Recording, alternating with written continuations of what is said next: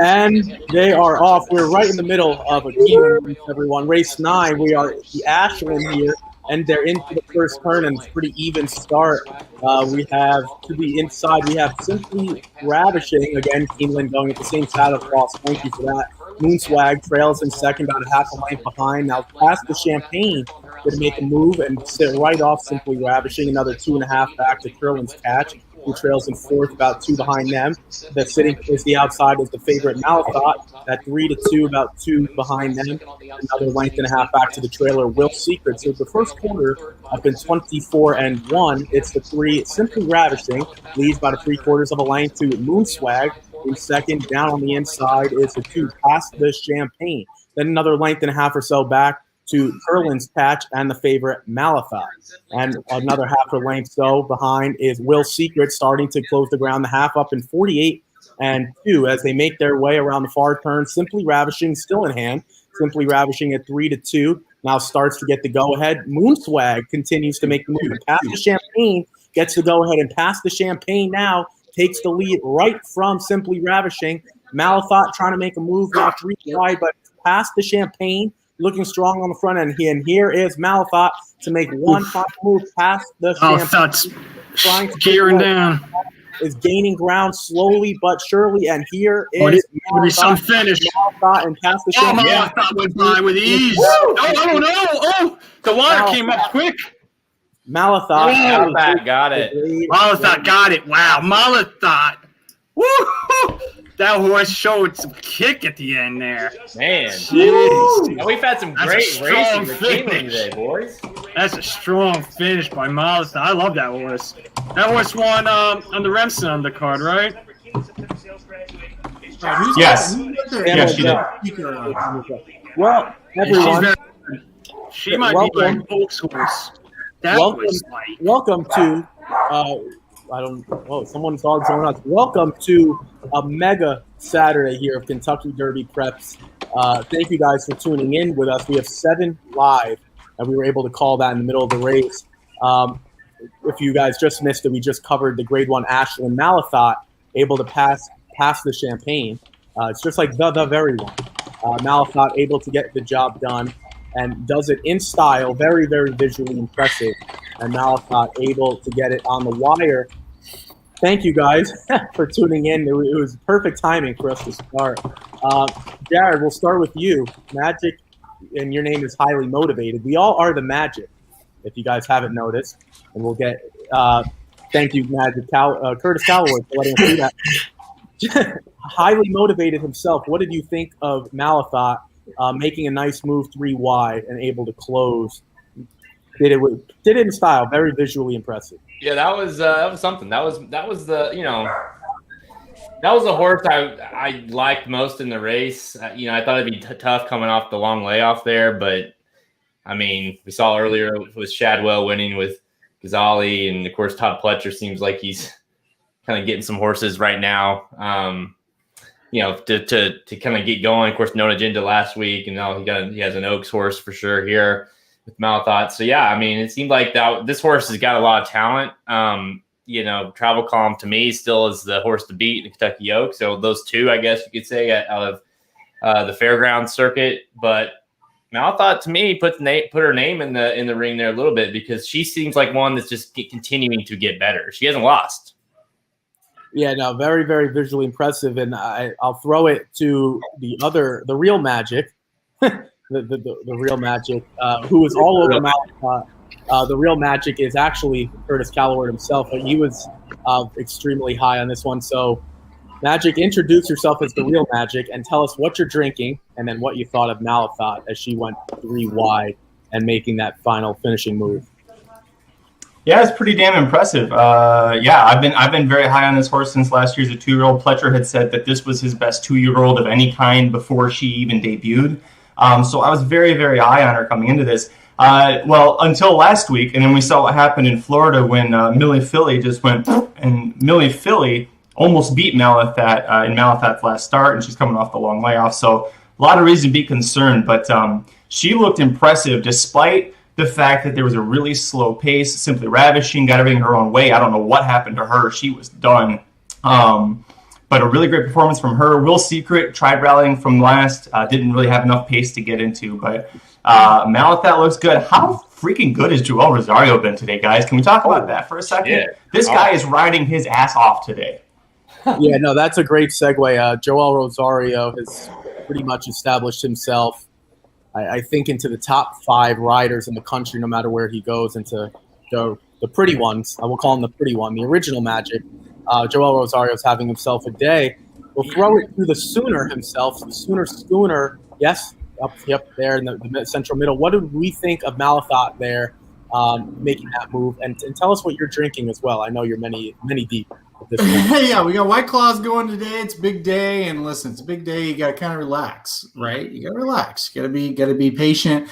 I, as a Will Secret supporter, I would like to get John Court in a room by himself and say, why were you dead last by like 3? Like, I get like sitting off, but like, why are you so far back? That was interesting. But as far as Malathat goes, hell, I thought, we played the 4 passes champagne in the pick 4, and I'm like, and the pick 5. And I'm like, oh man, this could be very, very, very good. I think this horse is gone. Malathat said, you know what? I don't think so. That was really impressive. I mean, just put her nose down and said, I'm going to go get this horse.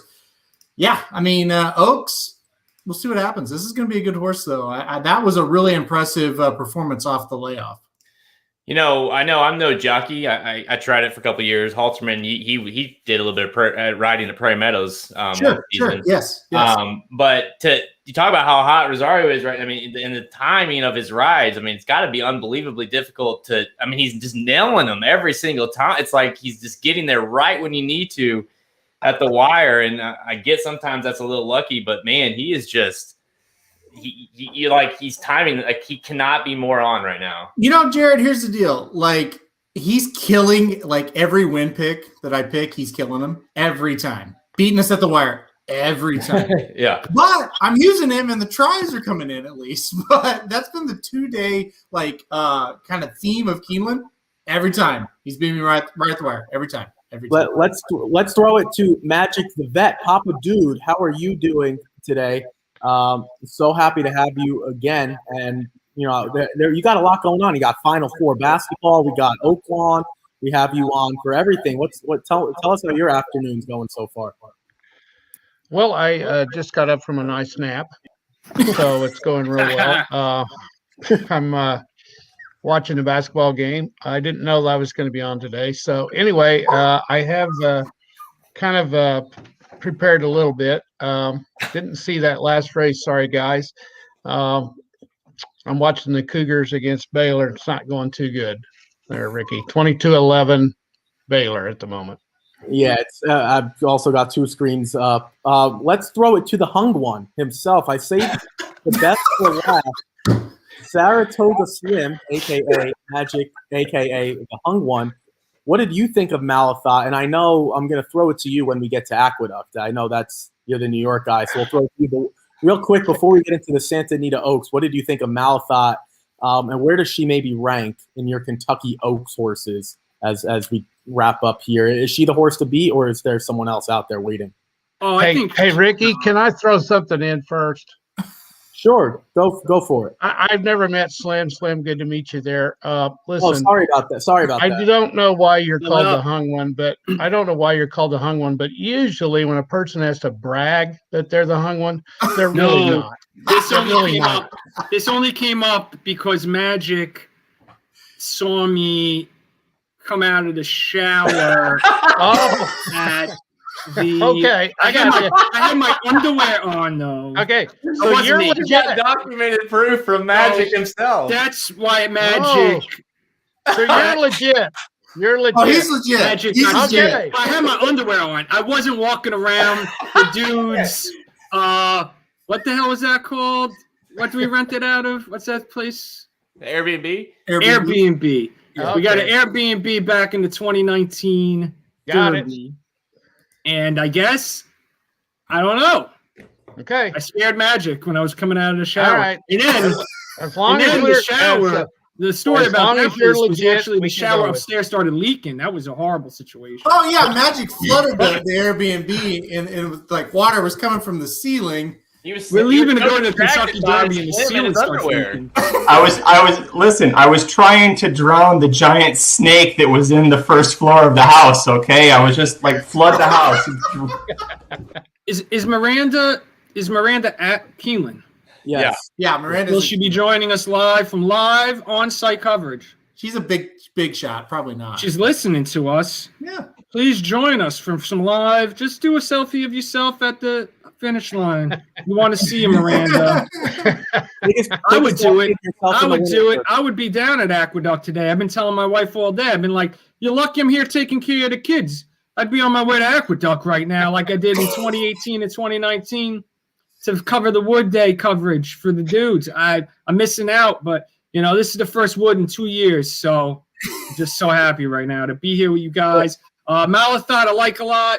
I'm upset because the other horse, Past the Champagne, would have been better for a pick fours. Yeah. But, you know, whatever. We move on to the next stage here, the next race here. And I got some pick threes. I got pick threes alive here in the Wood. So I'm excited. So we'll kick it over for the Santa Anita Oaks, right? That's the next race? Yeah, so that great segue. Thank you.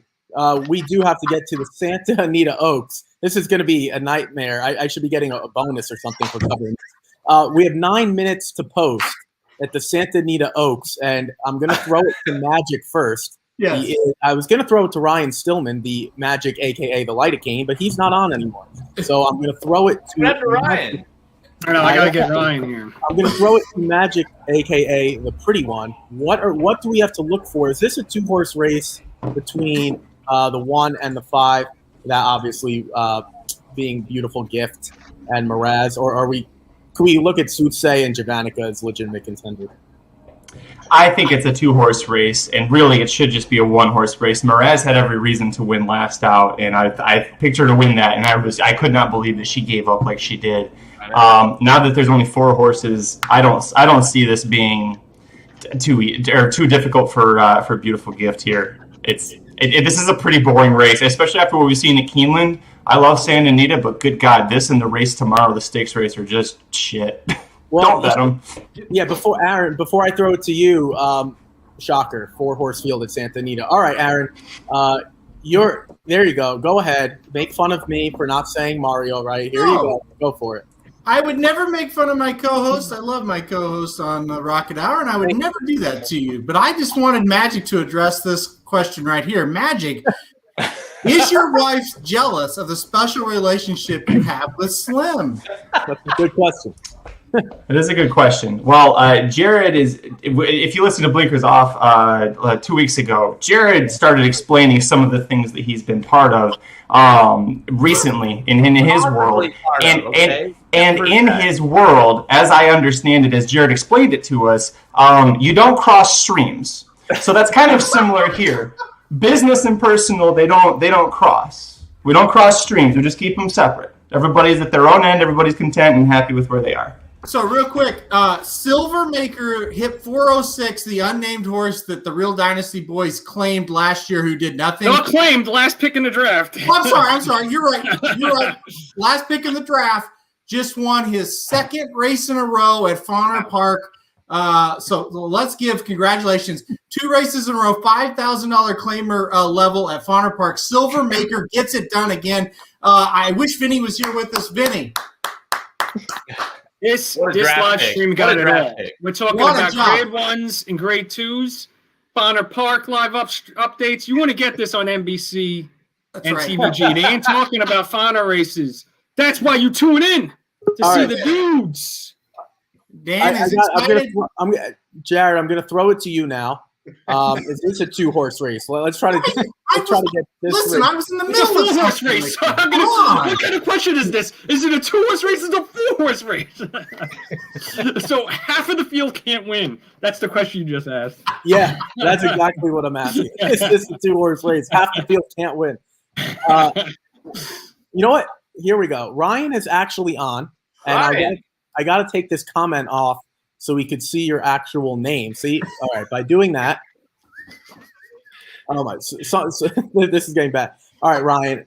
Santa Anita Oaks. I know you. Can we just say I left for 1 minute? Slim's penis got brought up. Switching streams. I have no idea. You've missed a lot, Ryan. You did, and we don't need to revisit it. So okay. we're gonna go to the Santa Anita Oaks. We do have as Slim correctly pointed out, we have a field of 4, but it kind of looks like it might be a 2-horse race. How did you kind of see this one playing out right now? Beautiful Gift is a 4-5 favorite with 5 minutes to go. Where are you going, Ricky? Let's talk what the people want to know. You're the Rocket Man. They don't come in here to see the lidocaine, man. Where am I going? I'm not going. How do you see I was already out, and I came back. Hey, speaking of lidocaine, it's got to be between the Bafferts, right? I mean, the Baffert here because Beautiful Gift. I'm with with Magic. What is it? Magic, the pretty one, because I liked Mraz last time too, and I just could not believe how piss poor she ran. And Beautiful Gift, obviously, trained by Tough Luck Bob, aka lidocaine, aka the pretty one, aka maybe the hung one. I don't know. I've never seen him out of the shower. Maybe Magic has, but Beautiful Gift to me. Beautiful Gift is the horse that you want here, but I'm more interested on what you think, because we obviously were establishing these Oaks horses at this point. Beautiful Gift, is she someone that can potentially kind of upset? We just saw Malthot. Can she be a horse that's kind of throws her name in there for the Oaks? Yeah, let me go real quick. There's two different things. As far as let's being serious about this race coming up at Santa Anita. Listen, I've always said that when it comes to the West Coast, I always listen to Magic, the real Magic over there in the corner. And he told me, he said, Mraz, I really love this horse. And yeah, I was really pissed because I thought the horse, I don't think the horse really ran piss poor. I just think Tough Luck Bob got the job done and kind of like caught the horse. But I kind of think that I think she'll run better. Number 2, just the final say on the Magic Slim shower thing. I just want to make something very clear to everybody, okay? Here's what happened, because I was there with these two. I was upstairs, putting on my suit, getting ready for the big day. Magic, I hear the footsteps running up the stairs of the Airbnb, And he goes, oh, man, Slim is hung. I told you he was. No, it was what? This is what he said? I wasn't there for that part. I can't believe downstairs. He's like, the rumors are true. It's true. It's true, Multi. He's hung. So, yeah. So this was the best thing that happened that day. This is the day. This is the best thing happened in my life right now. Like, maximum security. This is how the day started. And the day ended by maximum security getting disqualified, and us standing there in the rain wondering what just happened. Like, yeah. My eyes were yes. So it all went downhill from there. Does anyone want to talk about this race, or we just Santa Anita Oaks? I didn't look at it. I've just been focused on Aqueduct and Keeneland today. All right, so we're this conversation is brought to you by Manscaped, and it's pretty accurate. Right now, we still have Beautiful Gift at 4-5. There's 8 minutes to the Wood Memorial. I think we should discuss this race. Well, you want how much time to the Santa Anita Oaks? There's Ryan. 2 minutes. 2 minutes to the Santa Anita Oaks, and then we'll get to the Wood after that. Slim, I will start with you. You changed your name. You changed your name. So we have 2 minutes as they're approaching. Does anyone want to make a case for either the 3 or the 4? Does anyone want to try? Ricky is so. What race are we talking about, Ricky? You're still talking about the Santa Anita Oaks, man. The Santa Anita Oaks. Listen, I'm going to be real honest with all our viewers right now. I don't give a shit about this race. Like, I would agree. one shit is given. I'm ready to talk about the Wood. Yeah. Well, the Wood is 7 minutes to go right now. Who's Wood? I'm ready to talk about this race, man. This is a good race, this Wood. There's a lot of good horses.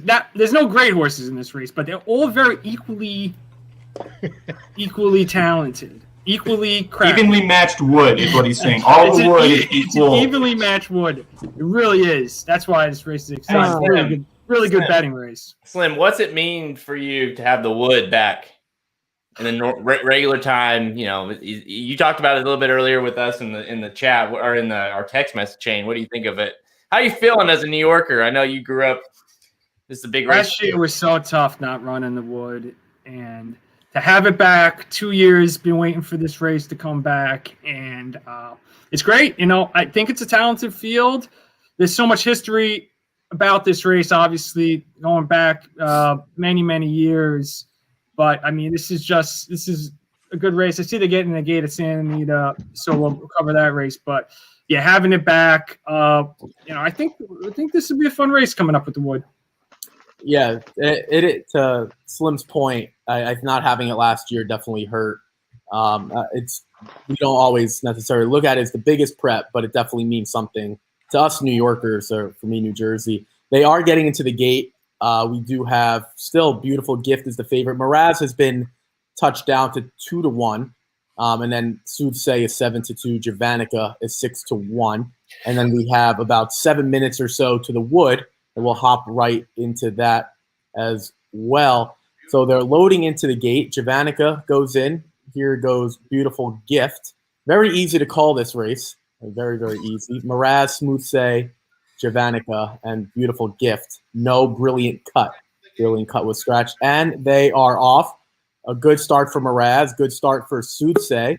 And Beautiful Gift will go as well. So Mraz and Beautiful Gift will go 1-2 into the first turn with Soothsay and Javanica right there as well. It looks like we have a 1-1-2 as Beautiful Gift now tucks into second, and we're gonna be 1-5-3-4, and Javanica trying to make a move early, trying to get this pace going a little bit. Mike Smith says, "Why not? I'm the big long shot at 5-1," and he makes a move there. So as we enter the backstretch, Mraz 9-5, touchdown even more. Going to lead Beautiful Gift by about a half a length, and then another length and a half back or so to Javanica and Soothsay, third and fourth. Not much action going on. First quarter up in 24-1, and it's Mraz leading still a half a length over Beautiful Gift. Now Soothsay trying to cut that distance, moving up into a closer third, and Soothsay starting to make the move now. And here goes Soothsay. Soothsay going to grab the lead, and Flavian Pratt says, "I'm not going to wait anymore," and now I'm going to make Mraz and Beautiful Gift go. Didn't take Javanica along with her, but now the two favorites going to have to make a move. Soothsay does well, taking the lead, still holding it. Now we're 3 wide across the track. That lead quickly gobbled up by Mraz and Beautiful Gift, and here goes Beautiful Gift, ranging up 3 wide on the outside, and Beautiful Gift now establishes control, but Soothsay going away. And Flavian Pratt doing a fantastic job trying to keep this filly going. It's Beautiful Gift and Soothsay. These two going to duke it out. And here in the Santa Anita Oak, Soothsay at 5-1. Soothsay drawing clear. Soothsay able to get the job done. A big upset. Soothsay, Richard Mandela, and Flavian Pratt get the job done at 4-1. Beautiful Gift was able to hold on second, and third. I think we have a big upset on our hands. The odds might not indicate that, but a big upset. Magic, the pretty one. I don't think we had Soothsay. Is this a big shock to you, or kind of maybe looking back at it? That was a pretty gutty effort, and what a ride by Flavian Pratt, taking it to him. The rail opened up. Mraz gave that room up, and Soothsay took it. Real quick, we'll have to go quick because the is coming up. Quick reaction. She was the unknown to me. I would have used 2 horses. I would have used her and Beautiful Gift, because with Soothsay, I remember when she debuted, she was working extremely well, even though the barn and her breeding says she's good for 2 turns. She did 6 furlongs really well. Beat some very talented fillies, even though it was a main special weight in February. And then for her to just stretch out, that was the question. Beautiful Gift looked like she was the horse to beat, but Soothsay stretching out like that was impressive. But that was That was Flavian Pratt showing why he's just as good as anyone in California or beyond, because he just, Johnny Velasquez did what he could, and Flavian, as you called, Ricky, made sure he kept that filly going and kept her away from Beautiful Gift. Yeah, we all know this. We watch a lot of horse racing. The smaller the field, the bigger of a rider race it becomes, and Flavian Pratt won that race. Stillman, real quick, and then we're going to throw it to Slim for the Wood. What did you think? Another California correspondent of ours. What a ride by Flavian Pratt. Quick reaction before we head to Aqueduct. Amazing, but I feel like everyone's mind is made up for the Oaks, so nothing really to write home about. I'm really curious, unless someone's going to peep in here and say, I think we just saw the Oaks one. I mean, I'm not saying she can't, but it sounds like everyone's mind's made up. Forget that race. It doesn't matter for the Kentucky Oaks. Those horses, forget it. Those horses just can't touch what we saw at Kentucky and what we just saw, or what we saw in the fairgrounds. Give me a break. All right, let's move on to the Wood. Oh, okay. We're going to segue to the Wood. We have 3 minutes to go. On my screen, they are kind of just walking around, taking their time. They are showing the 6 right now as I'm trying to switch. Yes, Prevalence. Now they're showing Wayburn. All right, Slim, your time. I know you are – we're not going to talk about any people's woods. We're going to talk about the race. What are we thinking here? We have a nice field of 9. Risk-taking, the Chad Brown, Irad Ortiz duo at 2-1. They are the favorite, led by Prevalence as well, Brennan Walsh, Tyler G. Where did you go in this race? And what are you kind of looking for to play out here? Are we going to go Wayburn? Maybe go back-to-back? What? I've loved risk-taking since the draft. I picked him in the 4th round, and obviously he's my pick. We made at the draft on December 20th. He's been on my fantasy team the whole time. He won the Withers. This is also a mile and 8th. This 3rd mile and 8th race at this track. He's the favorite. He has the best jockey. He's already had 5 winners on the day. Irad Ortiz. That's my guy.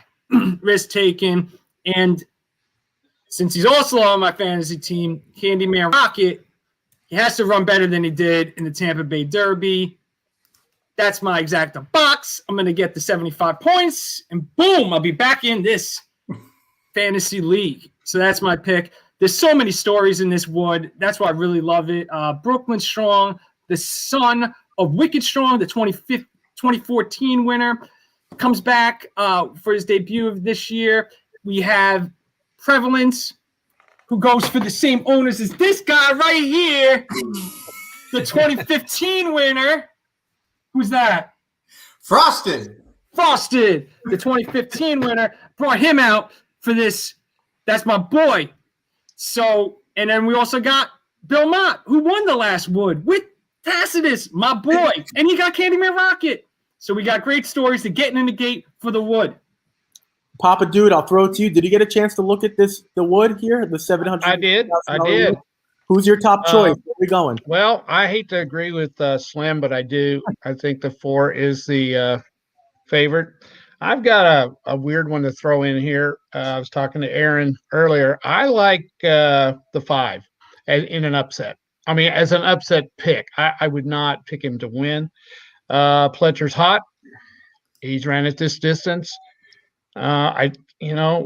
You got to look at Wayburn a little bit, but he's never ran at this distance before. So can he make the 1 1/8? I don't know. Yeah. I also like Candyman Rocket too, Slim. Yeah, but I would go risk taking. Papa Dude is talking about the 5, the dynamic one. Dynamic one. Yeah, and I guess the case for that horse, looks like there might be a good amount of speed in here. And to Papa Dude's point, at a mile and an 1/8 last time out, dynamic one drew away. Now I'll throw it to Jared now, one of the other Magics. I don't know how many Magics we have, but he's one of them. What do you think of the Wood, the $750,000 Great Memorial? They're in the gate. Yeah. Let Slim call the race. Enough! In the Wood Memorial, and number 6. Prevalence gets a good start, and to his outside is the number 9, Market Maven. And Market Maven, the big long shot, will strike the early lead as they come into the turn. On the outside is number 8, Wayburn. Wayburn, the Gotham winner, sets up shop to the outside. On the inside, 3rd is Prevalence. To the outside, number 7, Candyman Rocket. And 24.88 for the first quarter as the long shot 70-1. Market Maven sets the pace. Wyburn sets up shop about a half length to his outside. Prevalence sits a cozy trip on the inside. Making move up the rail is Brooklyn Strong into 5th. On the outside, Candyman Rocket biding his time. And it's those 5 that make up the first as Market Maven in a half mile of 50.18, a very slow fraction to start this race. Wyburn is sitting the trip in second. Behind them, here comes Candyman Rocket into 3rd. And on the outside, we have a nice move by the Rapoli stable horse. It looks like Market Maven is giving way. Candyman Rocket is sitting 3 wide in, but taking the lead right now is Wyburn. As they come into the stretch, Wyburn is in the lead. Dynamic One, the long shot, is making a move. And on the outside, here comes number 2, Crowded Trade. But it looks like Crowded Trade is going to be going head-to-head with the number 5, Dynamic One. The long shot, Dynamic One, looks like he's going to win the Wood Memorial. Here comes Bubonic. Bubonic is coming at the last second. Bubonic! It looks like the 2 Fletchers. The 2 Fletchers. The Fletcher exact is going to pay handsomely here in the Wood. Papa Dude gets absolutely nailed at the wire. Story of my life, boys. Story of my life. Wow. The 5-horse runs incredible for Papa Dude and gets beat by 72-1, the longest shot on the board. You'll never get a Fletcher. You never get a Fletcher in a Derby prep at that price ever again. You never have and you never will. This horse. I'm 850,000. That was awesome. Days ago. I'm not sure what we just watched. Great call by Saratoga Slim. Let's Not get really. He did win an allowance race at Parks last out. Bourbon I on thought it. the 5 was home free. That race was what we call a dumpster fire in California. Market Maven. We'll get to that. We're going to Out, get to the recap in a minute, but we do have to head to Keeneland now, race 10, and they have the Madison Stakes going. Holy Field fuck. of 7 right now. They're making their way into the gate. 72-1. Phillies and I don't Mares even care anymore. and upward. The favorite I don't give a shit anymore. 5 Kamari. That's exact is going to pay like West so much money. I hate this damn sport. That's the worst ever. That's the worst ever beat, maybe ever. Papa Dude texted me this Sorry, morning. Papa Dude. He said, I thought he was home. I was going to win. I don't know how the I thought fuck he was home. I thought he was home. I thought you had the long shot. Lots to unpack. 15-1. Man. Well, like Ricky said, we're going right to Keeneland. Ricky, you calling this? Yeah, Bell's the one entering the gate along with Kamari. They're going in order, so we still have Wisconsin and Fair Maiden to enter the gate. The 5 Kamari is your even money favorite. This call is sponsored by Manscaped, in case you're wondering. With Manscaped. Monday call and 4 Bell's the 1. So Fair I'll be Maiden. back. I gotta find some booze. No surprise, Fair Maiden taking her time, and they're all into the gate. 7 furlongs, Phillies and Mares, 4-year-olds and up. They're in the gate. And Give me Sun Anus on the rail. And a good start by Monday Call. Monday Call gets out to the lead and going to establish herself on the front end. Kamari tracks in second, about a half a lane to a full length behind. Then another half lane to the big long shot. Estilo Talentoso. And down on the rail is Sinanis tracking in fourth, another 2 or 3 lanes back to the 25 to 1 shot Fair Maiden. Half a length back to Bell's the 1 down on the rail. And another 2 lanes back to Wisconsin. So as they make their way around the far turn, it's Monday Call, the first quarter up in 22-4, tracking on the rail. Sinanis waiting for some room to open up. And then we have another tracking to the outside, the 3 to 5 Kamari now starting to get going. The 2 Estilo Talentoso struggling along with Fair Maiden. Bell's the 1 trying to look for some room. And Wisconsin, but here comes Kamari. Kamari starting to draw even with the 3 Monday Call, and the 2 Estilo Talentoso trying to make it a 3. Come on, son. Come on, son. Monday Call, but Kamari in hand, and Kamari looking strong. Come on, front. son. Kamari and Joe El Rosario get going. Kamari, and here is the 2. Estilo Talentoso trying to make a race of it, and here we go. Bombs away. No, bombs are in the holster. Kamari able to get the job done. 3-5. We were waiting to explode. The bomb stays in the pocket, and Joel Rosario continues to dominate England here on Man, for about 3 seconds there, Ricky was doing his best Uncle Vic impression. Can I be honest? I think Ricky is a hell of a race caller. I really do.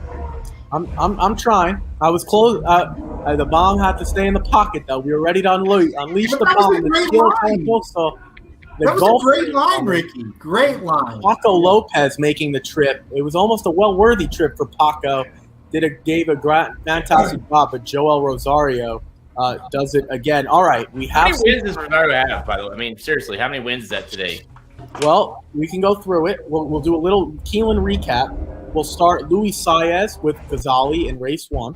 Race 2, we had Urban Thunder, Chris Landeros, and Ian Wilkes. Race 3, we had Shadow Matter, Luis Saez, and Dallas Stewart. So right now, still 0. Then we had the 11. Enjoy It While We Can. That was the first one, Mike Maker and Joel Rosario. Then Joe Frazier, Brad Cox, and Flo Giroux at 10-1. Race 6, Jouster with Luis Saez and Todd Fletcher. People forgetting about Luis Saez. Then we had Flagstaff, Joel Rosario, John Sadler. That's 2. Race 8, Bound for Nowhere, Joel Rosario. That's 3 on the day. And then Malathot in the 9th race. And now Joel Rosario, he has quickly wrapped up 5. 5 winners on the day for Joel Rosario. Did I count wrong?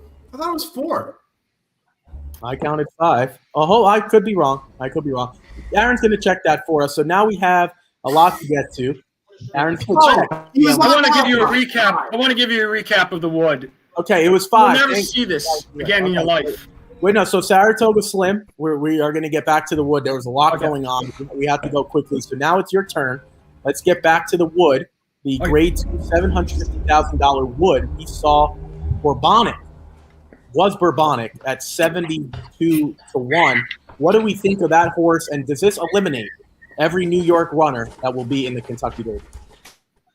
No, not him. He's a Fletcher horse. You never know. He can hit the board after seeing that. You'll never see this again in your life. Maybe no one's ever seen this before, and they'll never see it again in any race. A Fletcher exacta paying this much. The $2 exacta for Fletcher was $906. You'll never in your life again see a Fletcher exacta pay $906 in any race ever. The 50-cent trifecta paid $1,710. The 10-cent superfecta $2,072. So if you had a dime in your pocket and you felt going crazy, 3,528 brought you back $2,072. Not a bad return on investment for a dime. Slim got 4th. Slim, you know who it reminds me of a little bit? Danza when he won the Arkansas Derby. It was like 41-1. That's what somebody wrote. Mark Holt wrote. Thank you, Mark, for your comments. 41-1 on. So yeah, but to your point, Slim, Danza, who's 41-1 in the Arkansas Derby, goes on and finishes 3rd in the Kentucky Derby. So once he got him right, which obviously he did, so to completely throw out what we just saw, history would show you that maybe you can get that horse to run another big one. Yeah, I don't think he could win the race, but hit the board. Yeah, why not? This horse was flying. I mean, I thought the 5 was home. I thought the other Fletcher was home, and then he made up so much ground in the last few jumps. It was I feel horrible for the dude because Dynamic One looked like he was home, and that horse made up 5 lengths in the last 5 jumps. Can I jump in just real quick? Sorry, Ricky, to take Go over for it. Go for it. but I wanted to ask Papa Dude, how sickening is that when you have a 16-1 shot and that horse, like what? Like I'm watching on the stretch, Papa Dude, and I'm like, God damn, he called that shit to me at like 9 a.m. and I didn't listen, and then gets beat. Dude, I mean, not to bring up like bad shit, but describe that. I mean, that's awful. Well, I would have felt a lot better if I had $20 on it. I'll guarantee you that. But trying to get some credibility with this illustrious group of people here. So really, I feel pretty good about myself, to tell you the truth. Good pick. Yeah. Good So pick. hey, Jared, do you remember that day when Danza won? Obviously, you do. You remember we had the pick 4 that day? Do you remember that? Were you involved in that one, Jared? Yeah, he was. Papa dude, I have nightmares about that pick. I know. Remember, we left Fletcher off. Was that not the dumbest thing we ever dumbest did? thing I've ever done in my life? Yes. Yeah, this is incredible. Well, that's what I remember. I mean, we were live to huge scores, and I think we almost had every horse in the race other than Danza and maybe one other. I know. They're like, how in the hell do we leave off Todd Fletcher in the Arkansas Derby? I want to hop in. Well, hold on real quick, Ricky. Just one thing. Danny Caldwell, you guys, a prominent trainer at Oaklawn, he hit that pick 5, right? And we're walking out, and his wife, his ex-wife, actually now, said, oh, hey, Aaron, how's it going? I said, oh, it's going good. I can't remember your name. I'm sorry if you're watching. I can't remember your name. And she said, Danny just hit that pick 5. I said, I wish I could see Danny right now so I could punch him right in the nose because we left off Danza. So anyway, go ahead. No, I just wanted to mention, Jared said that was the stupidest thing he's ever done. I would be willing to bet my life that's not the stupidest thing he's ever done. Oh my God, that's pretty rough. Whoa. That's pretty mean. I don't know what he's insinuating. I don't think leaving off a Fletcher horse is the stupidest thing Jared's ever done. That's all I'm saying. I'm not. I don't know what he's insinuating. It's worse than that. Well, that's for him to disclose. I'm just saying I don't think. I'm just saying I don't think that's a stupid thing. I want to throw it to Ricky's. I got to get running, so I'm going to say goodbye real quick. All right. Thank you. I got to get running. I was off for the wood. My team is in very, very bad shape in the fantasy league after risk taking and Candyman Rocket both stuck their hung ones in the dirt. It's horrible. Risk taking 2-1, worst bet ever. That horse is garbage. So yeah, that's that. So that's the wood here. But peace out from Wood Day 2021. I hope to be back at Aqueduct in 2022 for the Wood next year. I'll see you there, and I will be giving you live coverage. Unlike Miranda. Where's Miranda? Get her on here. She should be giving bluegrass updates right now. All right. Love you all. We don't know if Dr. Miranda is standing on 2 feet or not. We can't confirm. Oh yeah. Well, ask Dan the Can Man. Get there. I want to throw it. Later, boys. I want to throw it. I want to throw it to Ryan Stillman. Ryan's been very patient, so he deserves his airtime. Ryan, between what we saw in some of the races at Aqueduct, obviously Bourbonic, we could talk about that if you want, or we can go back to Keeneland. Obviously, we have some time until the Bluegrass as essential quality is 2 to 5. What race do you want to talk about? Kamari and Joel Rosario? Let's talk about the Wood really quickly. And first of all, Ricky, you're doing a great job hosting because this is it's crazy today, and you did a fantastic race call. And it's a crazy day because we got to admit, guys, this is what we live for in racing. Yes, the Derby, the Breeders' Cup, but come on, today is one of the mega days if you are a race fan because we're going to see possibly the Derby winner, right? Possibly the future superstars of tomorrow because what we just saw is a great example of this prevalence. If you mind for a second talking about it, we just maybe got exposed here, right? I mean, maybe he got pushed too much by Walsh, maybe, or the connections asking him to go forward more than he would have let. I don't know. Also, a lot of things are questioned. When that pace came up, I might be the only one thinking this, but I thought, wow, they're giving Wayburn this pace? I mean, I thought, wow, he's right where he kind of needs to be. Maybe he can steal it. He wasn't even my pick in this race. That race was wild, and the Derby trail is still open. Not that anything coming out of this was expected to win the Kentucky Derby, but you know, one thing that was crazy about this race was right before all these horses entered, it looked like everyone was saying, wow, the Wood's going to be such a weak race this year. And then it looked like everyone pointed towards the Wood. And to give it its credit, it actually looked like while it was wide open, something could happen where we'd see a horse that could hit the board. No one saw that coming. So shout out to Papa Dude. As far as this going down where Todd Fletcher goes 1-2 at those prices. But I do want to say one thing that deserves a lot of credit here. Put some respect on Todd Fletcher's name. That man has been drowned this year. Everyone, Fletcher's over. He can't do it. Last weekend, he got it done, basically got 2 horses into the starting gate. Forget the one in the Jeff Ruby Stakes. Still deserves credit, though, for it. And here he goes again, getting 2 more horses. So when you talk about it, this is a guy who deserves a lot of respect. He came back and did it, and just what a fun day of racing. It's a shame that we didn't get home for you, Papa Dude, but wow, this is what we live for. Racing is alive, guys. Let's go. We got 2 more fun ones. So isn't it funny that like not so long ago it was like Fletcher doesn't have any 3-year-olds, and now he's got almost a quarter of the field. Yeah, he's got 3 in the gate. I think he's got 3 in the gate right now. You know, the one knock on Fletcher that you get always is like, well, he gets a lot of horses there, but he can't win the Derby. He's only won it a few times. But guys, I'm telling you, like as a historian, and I'm not Fletcher's biggest fan. Like I think you've got to give him his credit. That accomplishment, the amount of horses he gets to the Derby is astounding. And if you can't appreciate it this year, when you hear most of the race community say this guy's left for dead, and he did it again and got more horses there than a lot of the best trainers in the country that people are just praising to the moon and back. Like, for example, Brad Cox looked like he was going to get a fleet of them there. Fletcher might have more horses than Brad Cox gets this year at this minute. So shout out to Todd Fletcher, a lot of respect, and that's why we run the races. I know it's hard because there's a lot of people disappointed with their picks here, but this race did seem wide open. And I don't know. I mean, yeah, the winner, you got to give him his props. But man, that is I have no idea what you do with the winner. I want to hear from you guys. What do you do in this minute with the winner going forward? Do you just wait and see what the speed figures say? Because right now you obviously aren't thinking of winning, but do you even put him in the supers? I mean, that was pretty. He made a heck of a run. I give him credit for that. I want to jump in and talk about Todd Fletcher real quick because, Ryan, what you're saying is so accurate. I thought, oh, my God, is Todd Fletcher not going to have a Derby horse this year? And now it's like, well, shit, the guy's going to have 3 or 4, and we're not done. I mean, there's another week to go. Who knows what's going to happen? But you're right. And to get that horse to the Derby, it kind of reminds me of when Lucas, had a really good stable, and he would just get horses to the Derby and take shots, take swings. It's like, you guys don't realize there's over, thousands and thousands of thoroughbreds that try to make the Kentucky Derby every year.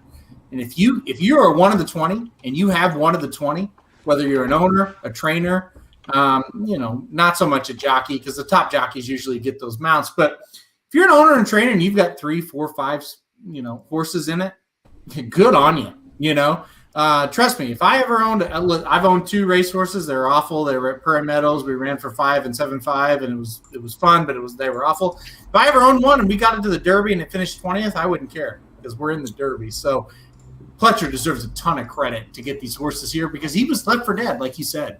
Can we can we shout out, or can we go to Magic directly here and see what his feelings are? The fact that Fletcher couldn't get Prime Factor to the Kentucky Derby, but he just got Bourbon on it to the Kentucky Derby. So what are your real time thoughts here, Magic? I'm not gonna lie. As soon as Stoneman was like, "Can we talk about Todd Fletcher for a second?" I was like, "Yeah, let's fucking talk about Todd Fletcher for a second, motherfucker. Let's go." My God, I mean, talk about the biggest swing and whiff I've made since high school. Jesus, this was terrible, man. I really tried batting above my belt in high school is what I'm trying to say. Magic, can we talk about more about your swing and misses in high school? I think that's what everybody is wanting to know. Wow. No, it's okay. I connected on a home run, so I'm good. That's true. You did. Very nice. This is like I'm awarding this. Can I just add in on what Aaron? Go ahead. Can I just add in a little bit on what Aaron said? Is that me? Yeah, go for it.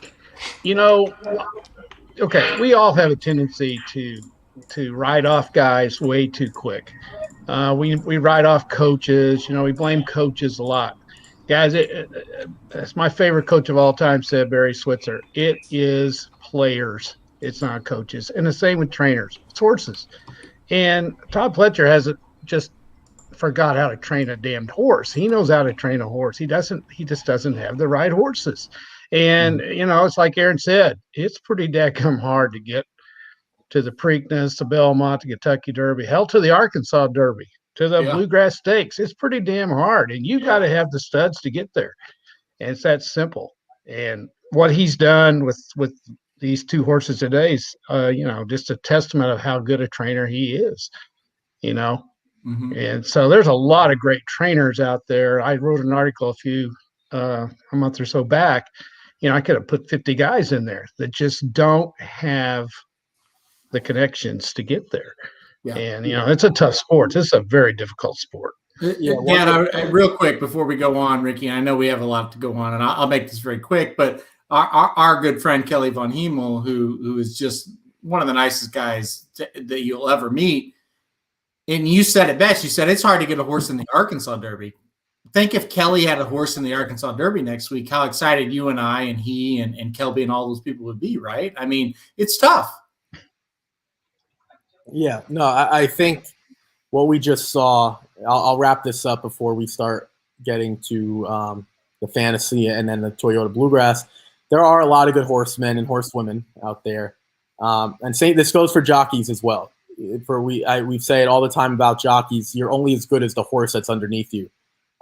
Same thing as a trainer. You're only as good of a trainer as the horse that you're training. There are that are better than others, just like in anything. But we just saw Kendrick Carmouche. If you guys haven't been paying attention, Kendrick Carmouche, I believe, was the leading rider at the meet and knows Aqueduct as well as anyone. So shout out to Todd Fletcher. We're going to get, I believe this is a photo that's still loading. I'm not sure what it is. Here's an article. So this is Papa Dude's article. I'm not entirely sure what we're looking for. There you go. Yeah. Okay. His favorite handicapping angle. Yeah. So he Papa Dude has now put out articles quite frequently. Mm-hmm. Shout out to Magic, who is taking a look at it and putting it out there. Magic is the best editor in the business, so shout out to him, and content creator, so shout out to him. So you guys can always take a look at Papa Dude stuff. He took Baylor today, and he took Gonzaga. Baylor looks pretty good. There's one comment that I want to put up. It's a little fun. We could poke fun at each other. Damn, this Magic guy is a hardo. Which one of us? There's 6 of us. Which one? Tell us which one. There's 6. No, we love this stuff. I want to talk about Ryan Stillman's point really quick, and I want to throw this to you guys before we get to the Bluegrass. And I think this was the best point that was made of the afternoon. So shout out to Ryan. Just a year ago at this time, folks, we had 2 tracks running. We didn't know what we were going to do in this country. Mm-hmm. Now, all of a sudden, we have an hour and a half of racing that might be one of the best weekends. And the Breeders' Cup is nice, and the Derby's nice, and Belmont Day is nice, but that's one track. We are able to hop from track to track to track to track. And to Ryan's point, if you're not into this as a horse racing fan, this is not your sport, because this is the epitome of what we do and what we enjoy. So, again, shout out to Ryan for that comment, because I think it was great. We do have 13 minutes to go to the Toyota Bluegrass. That's our next stakes race. And then we'll get to Santa Anita. Then we have the fantasy as well. So I'm going to start with Jared, or Magic, highly motivated.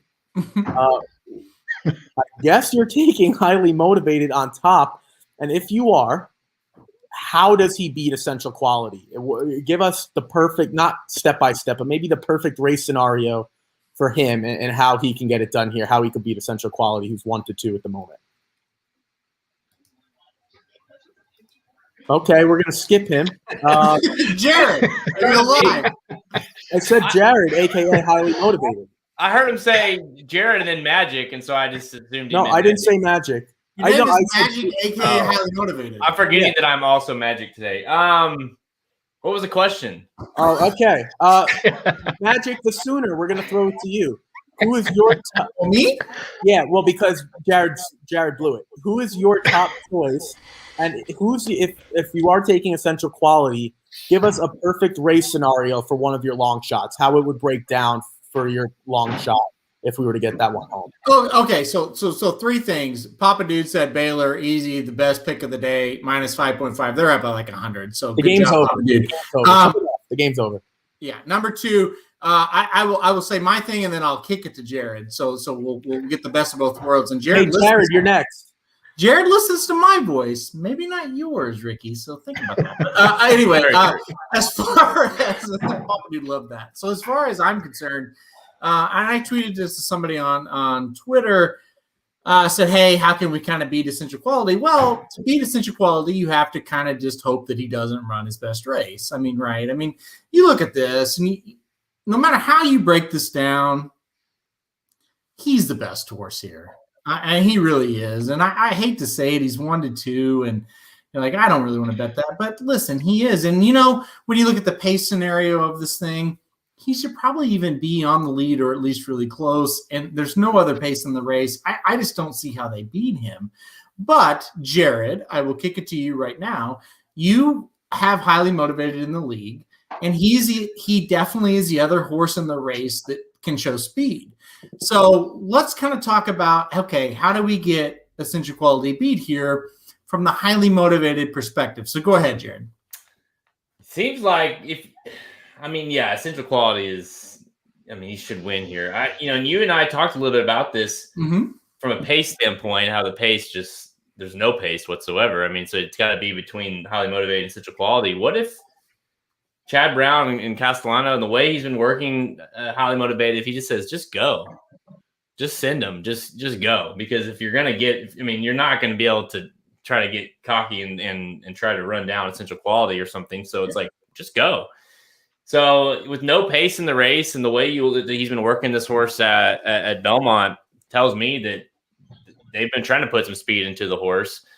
I think he might be on the lead, and just try to go gate to wire here. So I think that's how you win here. He obviously has every right to improve off of his last effort.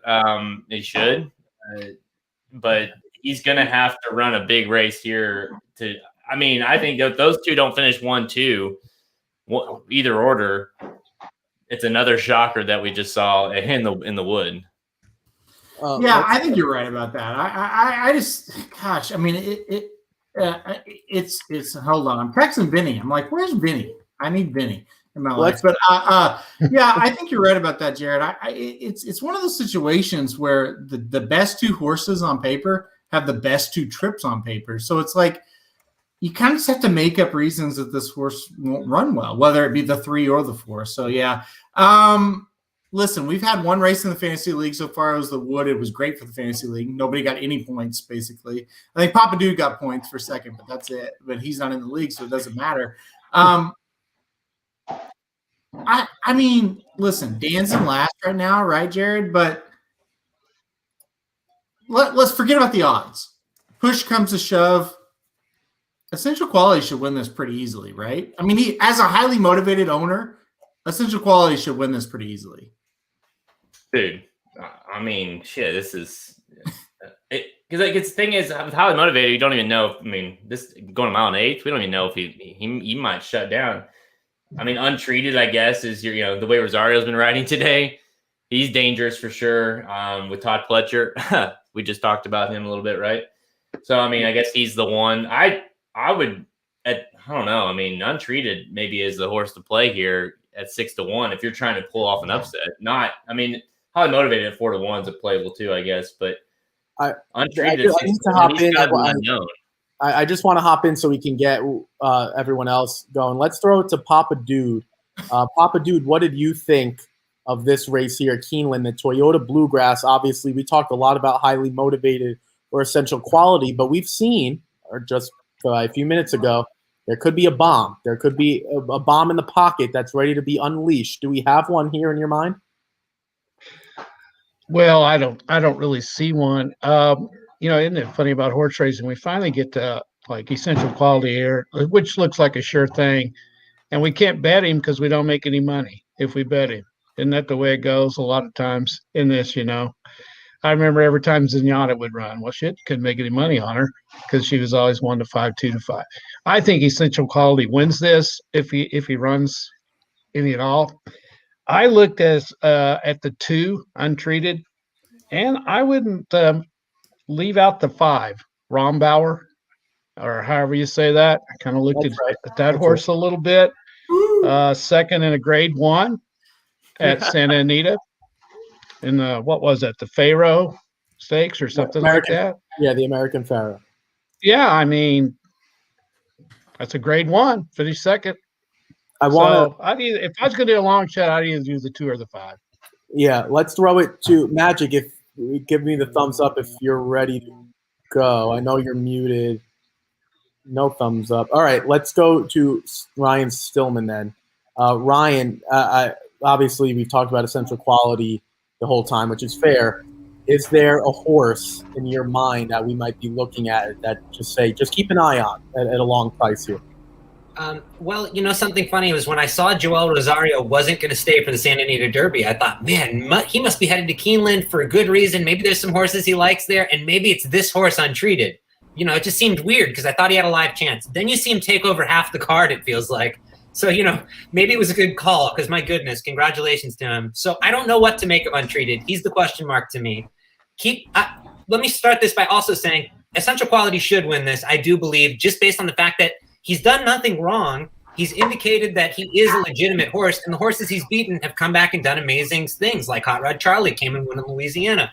So shout out to him. Keep Me in Mind is an interesting one that I know people have tossed, and I'm not saying he can win this, but I think he could definitely hit underneath because, man, his schedule was messed up. He ran almost Too Bad to Believe, and the Breeders' Cup Juvenile turned out to be a nicer group than it originally was. So he could be one I see people leave out that could do well after.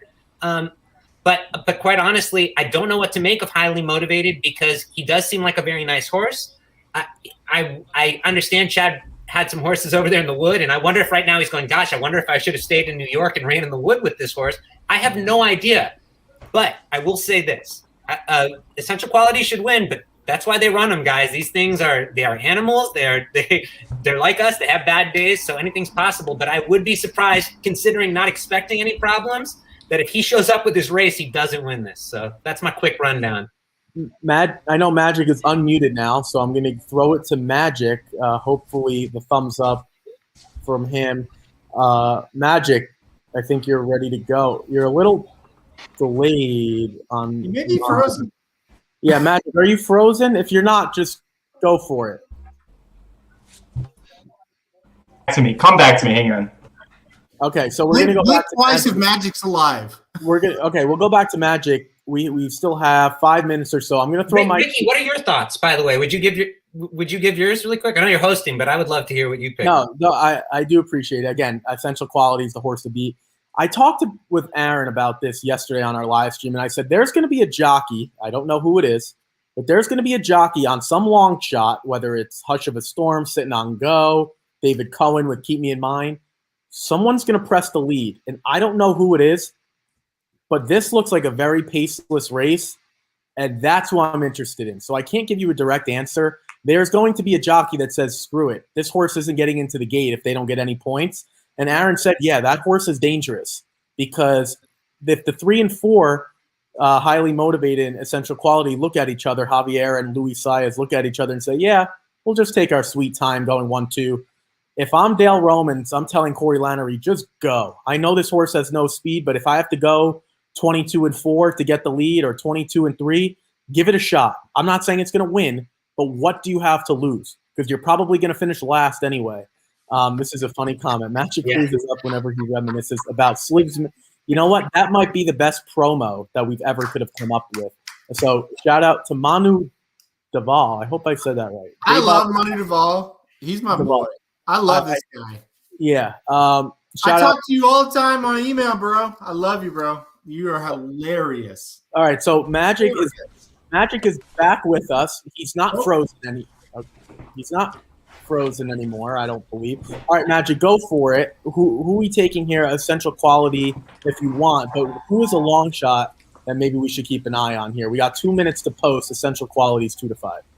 You got to take that comment off the screen because I can't look at it because my internet just freezes up every time I think about Slim and Wood. For me, I'm going to go with Rombauer. I think that Rombauer, if you want to play a long shot, is the one to do because if you think about it, there's no pace in this race, right? You look at this on paper, there's no pace. If we know there's no pace, the fucking jockeys know there's no pace. And so who's really good at surprising you with getting a horse to just like fucking fly right out of the gate? Florent Geroux. Rombauer is going to take everybody by surprise if he gets him out of there, gets him out of the gate, gets him going. So if you want a long shot, I would say Rombauer. Now, Essential Quality should win this backwards on 2 legs with the blindfold, but if you want a long shot, Rombauer is where my money's going. Well, listen, Slim says, stop talking about my wood. I love it. Listen, this is the best. Saratoga Slim, if you guys have never met him, that's the best guy I've ever met in my whole life, other than Ryan Stillman. So I was going to say Ryan Stillman. That's number one. I'm a big Slim fan, though, man. And so shout out. That's a huge compliment. Thanks, guys. Listen, look at this. Jason H says, fucking hey, Magic. Listen, hey, if Ron Bauer wins this race, there's not going to be one person in the world more happy than this guy. Well, Aaron, are you surprised he skipped to Jeff Ruby to come here? I mean, that seemed like where you might want to point him. Since he's your horse in the fantasy league, did you have a thought on that? Well, as the owner of Ron Bauer, I thought about a lot of different spots for him, Ryan. I thought about the Jeff Ruby, sure. I thought about the Wood. I thought about the Florida Derby. I thought about but you know what? I said, let's go for the gold. Let's go to the Bluegrass. No, I honestly, Ryan, I think it's a horrible spot for Ron Bauer. I would have stayed at Santa Anita, but we'll see. Did you see the quote that McCarthy said he was actually scared of the Bafferts? At Santa Anita? Yeah, that's why he left. He literally said he was scared of the Baffert horses. All right, so we're going to we are. Whoa, that was me. That was me making a comment. Hey, somebody said. About Ryan, I said same, so it all came up. I apologize for that. Love you all too. Thanks. With that being said, we are getting into the gate. I'm going to do my best to call the race again, unless someone doesn't want me to. No, you call it. Okay, great. I appreciate it because I really enjoy doing it. That's one of the best things I like about this. We have a lot of prices, so if you guys are interested, you can get a price. If Essential Quality were to go down, none of us believe that is the case. They are getting into the gate. That is the 8, Sitting on Go. Sitting on Go will have to hit the go button real early if he wants to stay in this race. Sitting on Go has not been good in quite some time, not having won a race since September 5th. And they are off, highly motivated, off to a flying start. And no surprise, the 4 Essential Quality right there. But there is some pace pressure. We talked about it. Hush of a Storm, along with Keep Me in Mind, making a move as well. But it's going to be highly motivated with the 4 Essential Quality. A little wide. We're going to rein herself back in. Ron Bauer's nice. That's perfect spot, sitting in 3rd. Then we have the 7 Hush of a Storm in 4th, about a half length back. And then we have he's got a horse too. Go and Keep Me in Mind. Then we have the 7 Hush of a Storm down on the rail, along with the 6 LeBlanc and the 2 Untreated. So the first quarter up in 23-4. It's highly motivated, doing what highly motivated likes to do, get to the lead. Essential Quality sitting the perfect trip with Ron Bauer tracking in 3rd, slowly, gradually moving his way up. And we have Keep Me in Mind at 12-1 tracking, trying to bide his time and waiting to go with Ron Bauer at 3 wide and the 7 Hush of a Storm, but the half up in 48-1, and both big favorites, the 3 highly motivated and the 4 Essential Quality, close to even now, and these 2 starting to kick away from the field. Ron Bauer having to go, along with Keep Me in Mind, and it's going to be a 2-horse race. Highly motivated, Essential Quality, the 3 Chad Brown, Javier Castellano already out, and here comes the big favorite, Essential Quality in the and here goes Essential Quality and highly motivated. These 2 trying to draw clear. Here comes Chad. Oh! This Essential Quality and the 3 highly motivated. These 2 down to the Essential Quality and the Dolphin able to get that one home. Brad Cox, Luis Saez, Essential Quality. Never in doubt. Get the job done. A fantastic effort from Luis Saez and Essential Quality. Brad Cox. And to Aaron's point, the initial reaction, this horse highly motivated would have won the Wood by as many lengths as he probably would have liked. He tries the Toyota Bluegrass here, and he's able to get the job done. 148 and 2, a fantastic horse race. These 2 dueling, much the best, but it's the favorite. Essential Quality. What a horse race. 1-2 of the. This was one of the best races of the day, and we're going to go in order. Aaron Magic, a.k.a. the Sooner. Sooner. What did we think of Essential Quality and the Godolphin runner able to draw away from the field? First of all, who got 3rd? Who was that in 3rd? It's a great question. I'll back it up on my screen. Yeah, I couldn't see because the saddle cloths are all the same, and I couldn't see. Ron Bauer, maybe? I believe it was Ron Bauer. I think it was 2. But it really doesn't matter who got third or fourth. I was just wanting for my own personal gains here for the fantasy. It was the 5 Rombauer in the pink silks. So was it Magic? Did you say, hey, I think Florent will just kind of go up to the front and try to keep it, or try to get third, basically? Yeah. So I thought he was going to push him. Yeah. Yeah. So as far as this, Rombauer. My goodness, Rombauer went off at 24-1. Yeah, that's unbelievable. Yeah, we got the truck also, Aaron. I don't know. The try you mean? Yeah. So Rombauer at 24-1 really didn't make a lot of sense to me, but we'll go on from that. Listen, this race played out almost exactly how I thought it would. And Jared, you can confirm this for people. I thought the 3 would get ahead, but the 4 would be right there, and the 4 absolutely was. And then the essential quality kind of just eases past. Jared, really good race by your 3. I thought the 3 had it. He ran. He ran. You talk about an improved effort. That was that. I mean, he ran huge. We have a personal friend, Aaron West, who is honestly like I would probably kill a man for Aaron West. I love him that much, and he said, "Hey, Chad Brown thinks Highly Motivated will win here," and Highly Motivated ran a fantastic race, but this 4 was just too good. Essential quality, very good race from him. I'm thrilled with Rombauer. I am, we got the try as Jason said. So let's get got the winner, got the try. As far as this race goes, it's kind of a merry-go-round, right? The 4 does pass the 3, who was ahead, but not by much, and it was a paceless race. And good on Florent Giroux to say, hey, I'll send the 5 and we'll get third here, but we weren't anywhere near close to the 3 and the 4. This is a very complicated race as far as the Kentucky Derby is concerned, because the way this race was ran is totally different from where the Derby is going to be ran. So it's kind of a little bit of a what do we do with him now? But good on Essential Quality to win the race. That was the big key, and he won it. And I'm excited that he did. Can you guys, real quick, can you guys see this video? This is a breakdown. This is from Dr. Miranda herself. This is the video there, how close it was. It looked like a lot closer than it was. I'm going to play it a few times for you guys to see. Can you mute it, Ricky? No, I just took it off. I just really wanted to show it. That was someone who's Dr. Miranda, who's at the winner circle. So thank you for getting that. She probably doesn't even know I used it. But that's how close it was. It was a fantastic race. Jared, Highly Motivated. I'm going to throw it to you. We're going to go in order. Sorry for going out of order. I just wanted to show that video. It just popped up.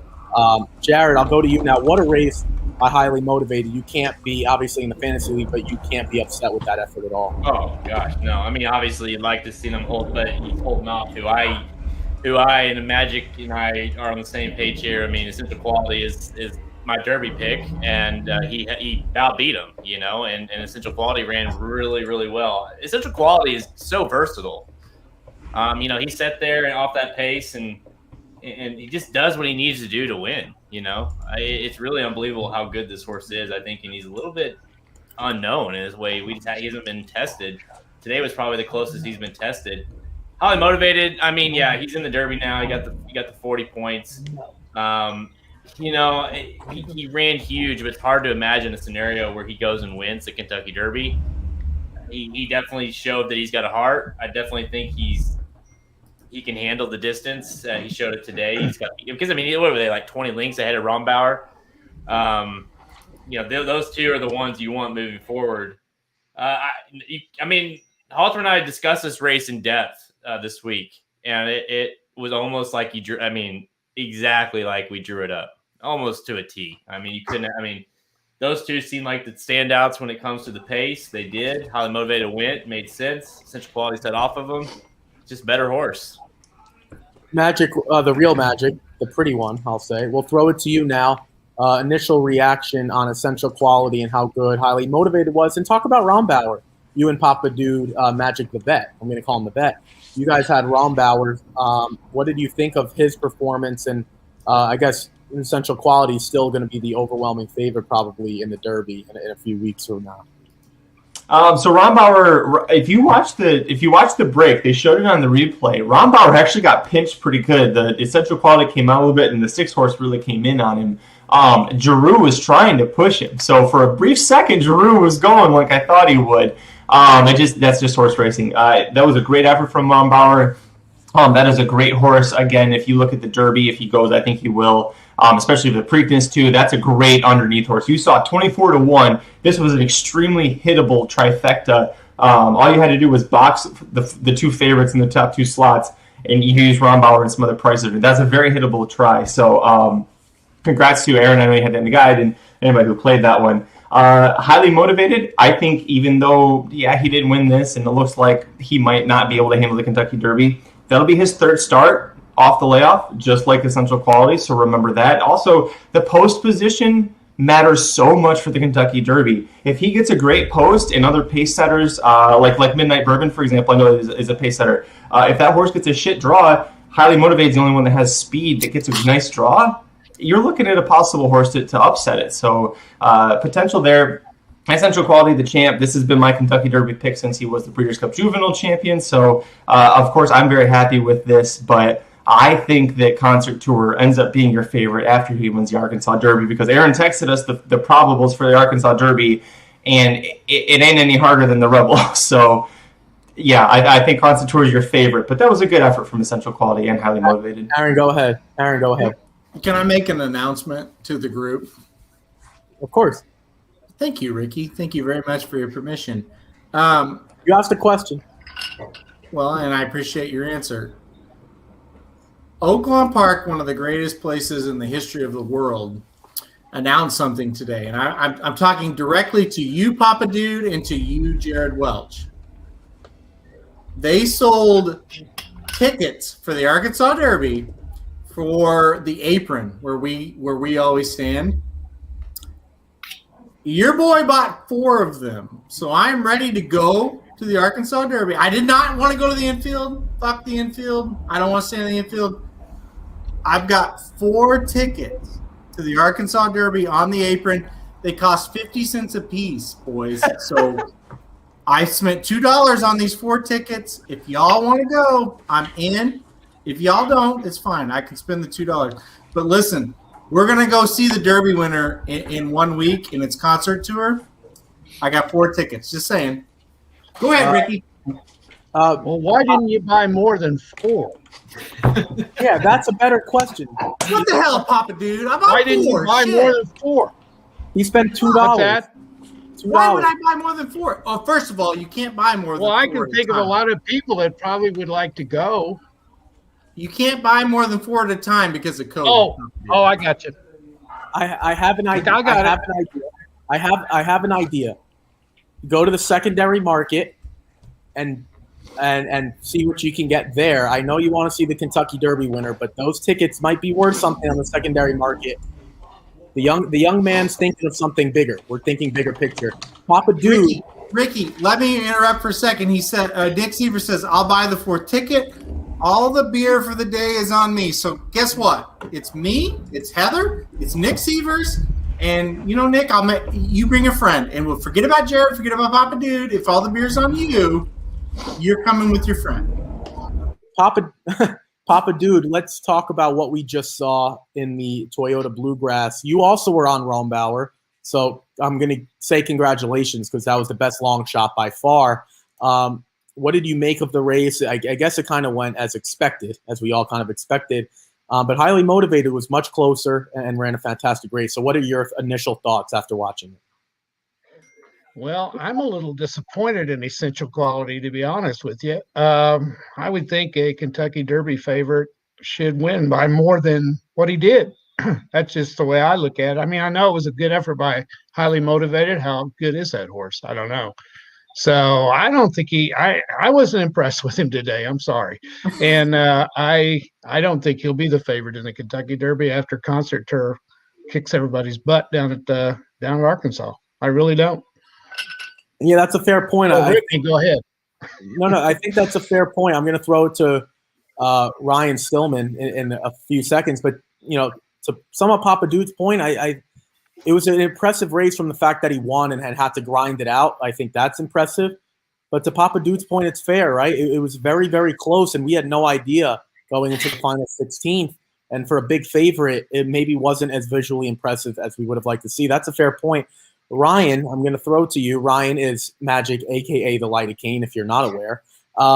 What did you think of that race? Were you as impressed as some of us, or are you kind of in Papa Dude's camp where you didn't love the performance? Yes, it was a win. Yes, the points are there, but at 1-2, I believe, or 2-5, whatever the odds were, it wasn't a massive gap like we would have envisioned. So what are your thoughts after this race and what we're going to see in 4 weeks or so? Well, there's a lot to unpack, even though I have to say it might not seem like it because of two things that make this very difficult. One, Chad Brown, congratulations on a heck of a training job for a horse people did leave for dead. Left for dead. We're talking about Todd Fletcher, highly motivated. A lot of people thought was a bum. He's nothing. But again, like he did with Good Magic, I mean, right, I'm seeing some head shaking here. He deserves a lot of credit. That is a heck of a training job, and he did wonderful. So congratulations for that. Gutsy effort by that horse too, by the way. He had to really dig deep.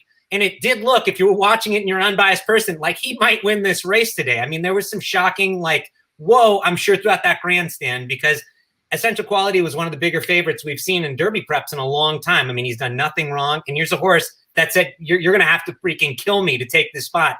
So this is why it becomes difficult. I don't know how good Highly Motivated is. I don't have the numbers in front of me. They could have run something so monstrous where you go, wow, when I get that feedback back. Go ahead, Aaron. Sorry, whatever you're thinking. Well, just real quick, and the problem with Keeneland today, there was only 2 races at 1 1/8. So that is a problem. What was the final time of this one? Go ahead, Jared, real quick. Yeah, exactly. So Ghazali, Jared's horse, won in 150.45, I think. And don't quote me on that, but it's 150 point something. This one was ran in 148.5, so 2 seconds faster than the maiden special. To your point, Ryan, Highly Motivated, who was what, like a head, maybe a half at best, ran 2 seconds faster than Ghazali. And I know a maiden special weight versus horses that are pointing for the Kentucky Derby, big difference, right? But just saying, I mean, they ran very fast. They ran a very fast time today. Is all I'm saying. And see, this is the thing that makes it really difficult, right? We don't know how good Highly Motivated is. These numbers and stuff should help us know the times, everything. So that makes it the first part of this hard, because there's going to be a lot of people that then say, well, he should have won more impressively. But this could be, for all I know at this second, a top class horse. I'm just trying to throw out a bunch of the things that are making this difficult. The second thing is Essential Quality. My goodness. And I mean, if you are a race fan, this is everything you ever look for in a 2-year-old champion. He's answered every single question, everything, and including today when a horse looked like if he wasn't the real deal today, guys, he would have lost this race. And I mean, as far as if he doesn't have that heart, if he doesn't, he ran great. Did I get you know what? I meant to. I love when Ryan's on live stream. Yeah, Ryan, I meant to give you a solo layout. I didn't know you. Because you were so passionate. I thought you deserved. Oh, I appreciate it. I am definitely passionate, because you know what? Since I would say the McKinsey Bolt d'Oro race, this is right up there with races as far as, oh my gosh, they might not have been the marquee level, but where you're like, I could watch this again and again. And if you're not a fan of racing and you watch this, you go, okay, I'm coming back to the track. I'm bringing my girl. This is something you can enjoy. Is this what racing's about? Yes. But here is the problem that you got to ask yourself with Essential Quality. And honestly, Magic, you might not be wrong. He might be the horse that he's honestly done everything right. So the question you're going to have out of this race is this, and this is something I don't know the answer to, is he beatable? Because he hasn't lost yet. Is there a better horse out there? Have we seen his best? These are a bunch. Did this take a lot out of him? There are so many intangibles. Is he going to take a step forward? It's these really tough questions that you're left with. So the real thing about this is, and I want to say this to the race fans who haven't been in the game for as long, you are in for a heck of a Kentucky Derby if Concert Tour remains undefeated. You are in for a real special treat. Not every Kentucky Derby year is like this. I go back to Always Dreaming, where you came in there and you were like, wow, it looks like one horse really has it going there. Or some of these years where we have favorites, this is a 2-horse smackdown possibly going there with Bob Baffert and Brad Cox. It's everything you want as a race fan. You got Todd Fletcher with horse there, the strap in, Let's get ready. Get out your popcorn. Get out the wallet. Let's bet and have some fun. There are questions. There are answers. And at the end of this, whoever wins this Kentucky Derby is going to be a heck of a racehorse because we look like we have a good group. There you go, Magic. We have a good group. So I would love your thoughts, Ricky. You're someone whose opinion I very much value. I'm passionate. If that doesn't get your heart pumping, get out the game. This isn't for you, baby. Let's hear, Ricky. What do you think about that? I texted Ryan Stillman, and I'll say exactly the time I did so. We were in the middle of the live stream at 6:25, and I said, I love this sport. And why you love the sport is all different reasons. The biggest takeaway for me, and I might be doing Essential Quality a disservice as the fantasy runners get into the gate, and we could talk about this after. Highly motivated, I don't believe ever switched leads. If that horse is able to figure it out, now maybe I didn't notice it, and maybe he did. I don't think he switched leads. If highly motivated switches leads, as highly motivated hold on, I will leave that thought to be pondered, and we could get on it after.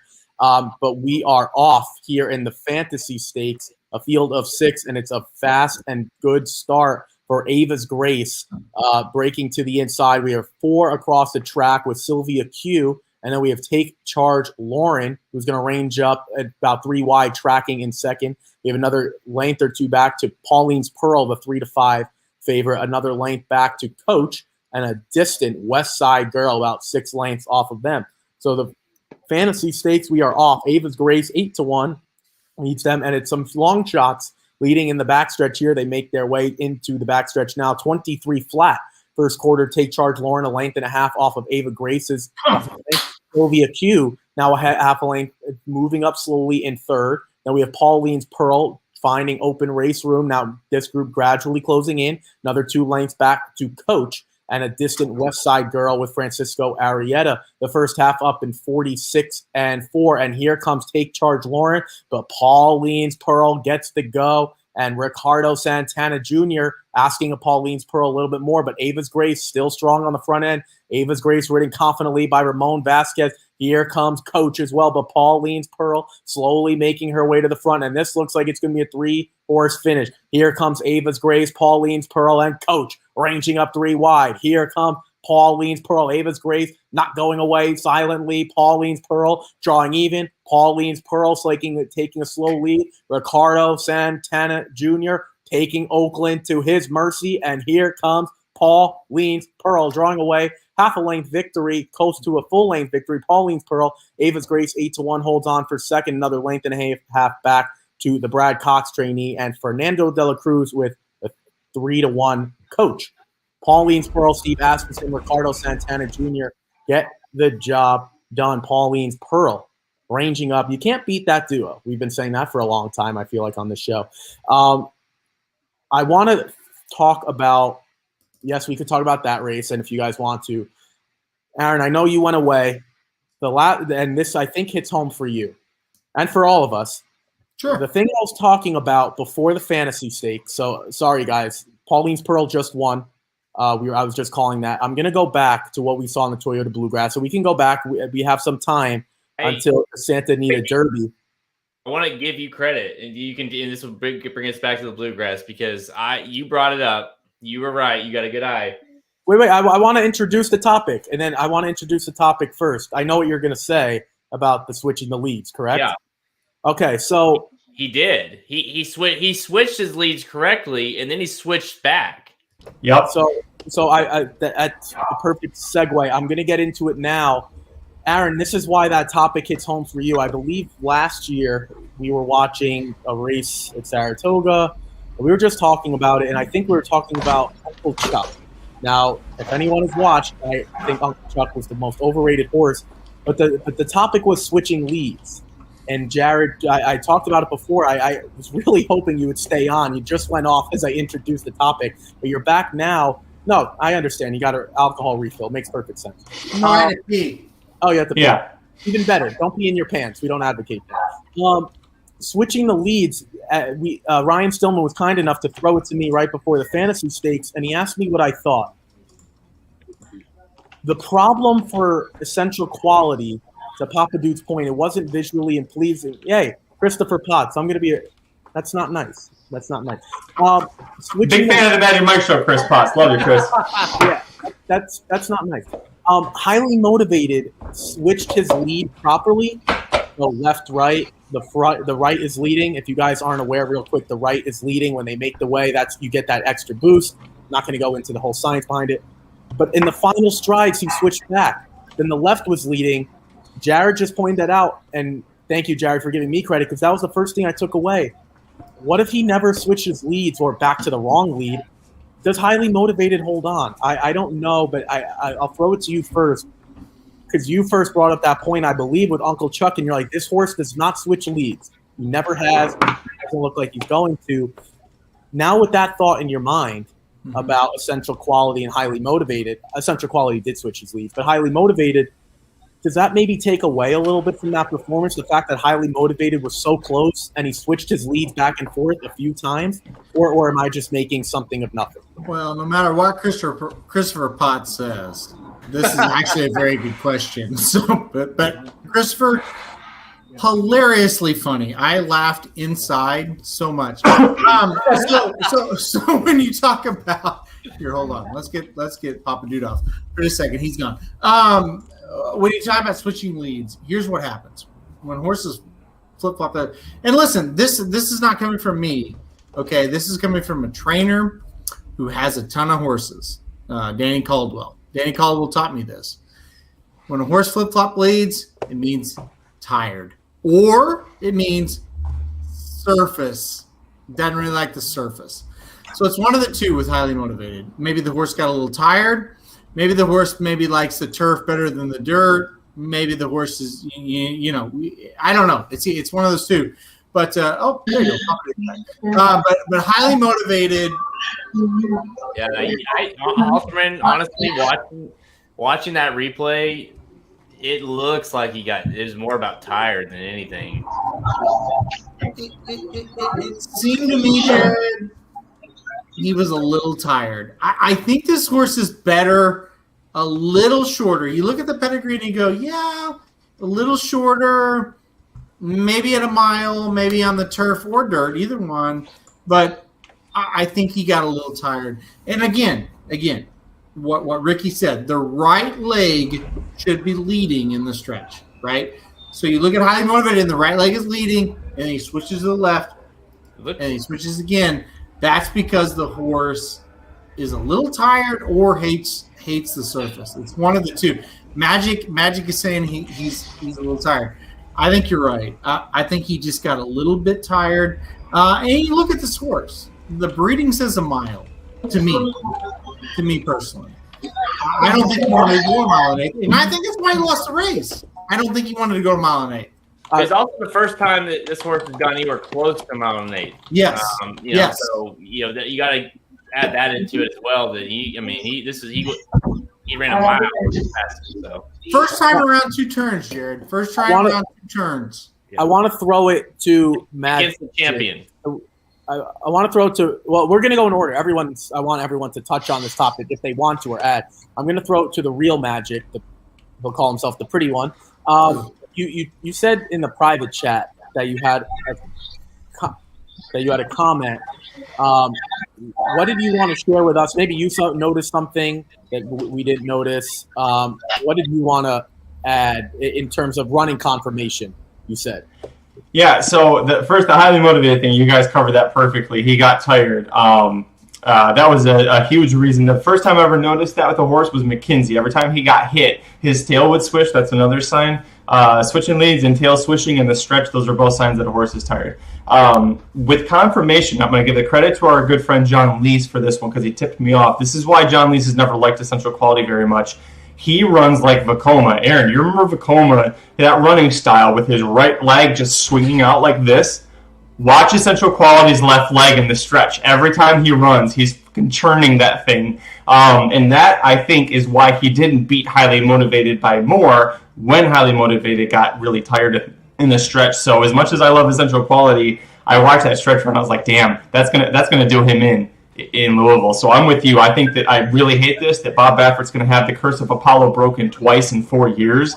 I think Concert Tour is going to win the Kentucky Derby as long as he wins the Arkansas Derby. Yeah, Papa Dude, your son looked like he was rounding me. I was ready to round third base. It looked like he was waving me home.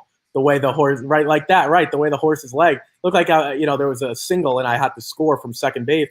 What did you think of the way the horse, in terms of switching leads? Maybe you noticed it, maybe you didn't. Obviously, to Aaron's point, he talked about it. You want the horse's right leg in front. When the horse's left leg is in front, that's what we call not switching leads or getting tired or leg weary. Did you notice that at all? If you did, what did you think, or does that concern you maybe for a highly motivated into the Derby? Do you want the truth? Yes. Of course. Always the truth. You want me to tell the truth? I have no idea what you're talking about. Hey, you know what? That's fair. That's fair. I mean, I guess that's what you train them to do. I don't know, but yeah. Can I make a comment? Ryan has convinced me that the essential quality is better than what I thought he was. I enjoyed that commentary, Ryan. That was great. Thank you. I guess the object of the race is to win, and he won the race. So we'll see how he does. I'm pulling for him. I love Brad Cox. I think he's an up and comer, and we'll see what happens. I hope he continues to go and grows off this. And as Magic, the pretty one, was saying, we don't know shit about the Kentucky Derby till they draw. They draw the posts on Wednesday, and that's a lot of Kentucky Derbies are lost on Wednesday in the draw. Yeah. Before I when I first got into this, I know Carolyn lost. And do what? No. I was sorry. I apologize. There was a little delay. I thought you were done. That's fine. No. If there's something else you want to add, go for it. Well, Papa Dude, let me jump in real quick. Well, I remember when I first Papa Dude, hold on. What you were going to say was Kentucky Derby draw day. Curlin lost the draw when he got the 2, right? Absolutely, no doubt. And there's nothing you can do about that. I've always thought that's the most unfair thing there is myself. Yeah. But we still could have a nice roundtable conversation. But I do want to give Papa Dude credit. He said Baylor is his best bet, and Baylor's up by 19. The guy knows. The guy might not know about switching leads, but he sure as hell knows his college basketball. So shout out to him for that.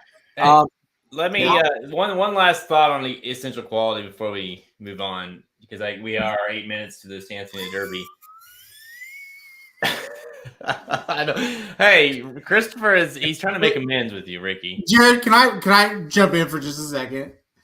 Of course. Christopher Potts is my favorite person in the world because he's so funny, and he just said, "I'd rather listen to Frank Miramonte, who's a professional race caller." I love it. Go ahead, Jared. That's not a good sign for Frank Miramonte. The fact that I'm calling races and I do it about. I love this live stream has been amazing today. Our comments are unbelievable. The people that are tuning in, commenting, makes gold, so good all day. Yep. But to essential quality, I mean, it's hard to So, Hot Rod Charlie and highly motivated, 2 horses that are definitely on the second tier of these essential qualities concert tours, who are the top tier right now. And essential qualities beat them both. He beat Hot Rod in Breeders' Cup. He just beat highly motivated today. I get that it's like maybe not as flashy as we'd like to see off the Southwest was, but he beat a bunch of trash that day.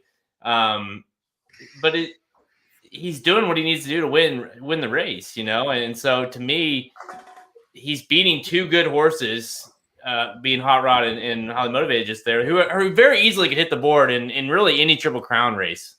Those 2 horses, and he beat them both. And so he hasn't faced concert tour. That's going to be the test. And like Ryan said, let's pray that we get concert tour rolls in the Arkansas Derby, and we get those 2 undefeated going into the Kentucky Derby, 1-2 choices in the Kentucky Derby, because that'll be a fun little stretch run. But essential quality to me, he's answered every single test, and I just, it's hard for me to go against him. I just want to throw it to Ryan Stillman, and then I'll sum it up, because Ryan has not gotten a chance to talk, and I want to give everyone an equal chance to talk. So, Ryan, if you want to talk about switching leads a little bit or any final thoughts on essential quality, we do have 6 minutes to the Santa Anita Derby. But any final thoughts of what you thought, or maybe pedigree for Highly Motivated, or something that we touched on, or something you want to add that we haven't touched on yet? I appreciate it, Ricky. I feel like you guys covered it beautifully. And again, let's just see. It could be one of these derbies where you go, okay, I'm going to have to pick on who do I think is the better horse, because if they're both at the top level, these two, Concert Tour and Essential Quality, at this minute, everything's still open next week and everything. They look like they could be the two dominant horses, and it's just going to be about who's better. So it's all been said. What a day. I mean, my goodness, what a fun race we just saw. That's what racing's about, man. Yeah, this really has been a fantastic day. And again, I want to sum up Ryan's point. Like, the Derby's great, the Breeders' Cup is great, but the fact we really get to be a simulcast and go from track to track, and just kind of, folks, for everyone watching, think about where you were a year ago. We didn't know what the Derby was going to be. We had no idea what horse racing was. There were 2 tracks open. Christopher Potts. I don't take any offense, because I know I'm the best race caller on the stream. So, no, Frank Miramati, if you ever get a chance to listen to this, your job is safe. Don't worry, pal. Your job is safe. I'm not interested in taking over. We do have 5 minutes to the Santa Anita Derby. With that being said, I give Magic a lot of credit. Oh, Magic's on mute. Oh, okay. You're not. Are you on mute now? You're not. I give Magic crap a lot.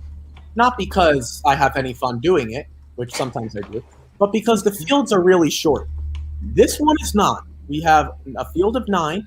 We had 10. Roman Centurion is out. Magic, we do have Medina Spirit at 4 to 5, and I think a lot of people would admit Medina Spirit has definitely been the most consistent of this bunch. But I'm not sure if 4 to 5 is the proper price. We have 4 minutes now. We're going to do a quick round table, and then I will call this race. So, initial thoughts on the odds that you're seeing, and if you don't like Medina Spirit, who are you looking at? 4 to 5 is too short. With these many horses like this, it's too short. My bet actually is on the number 9, the Great One. This horse looked really impressive, breaking his maiden first start of 2021. Almost beat Spielberg in the Low South Futurity when he's still a maiden. He ran too bad to believe last time out, and he had a wide trip, and nothing about that was good. I just put a big red line through that. I'm like, he got experience running against winners and talented horses. Here in this race, there isn't, again, like the Bluegrass, there's not a lot of pace on paper. Doug O'Neill this morning said they're going to send this horse. They're going to send this horse hard. They're going to the front. And in a race that really doesn't have that much pace on paper, I don't think that anybody's going to really necessarily fall apart. Being up front is where you want to be. And the fact that Hot Rod Charlie from the Doug O'Neill barn went to Fairgrounds just so he could win Louisiana Derby tells me I think the Great One's got some potential here. So I'm going to take the Great One at 8 to 1. I think this is a fantastic price. Aaron, I know this is a horse that you and I were both in sync about him going into the Saint Philippe. I don't know if we still in sync out of it, but I really want to play him here. Is this where you're going?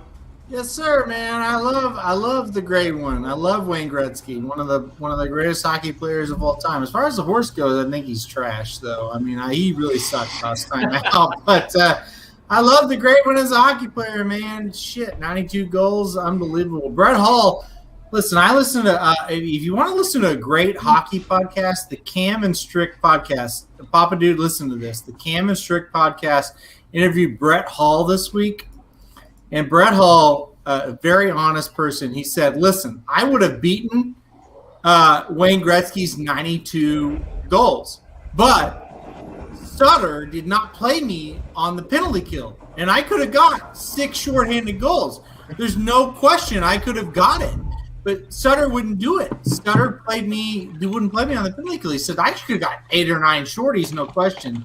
So, So Brett Hall is the real gold champion as far as single season goes.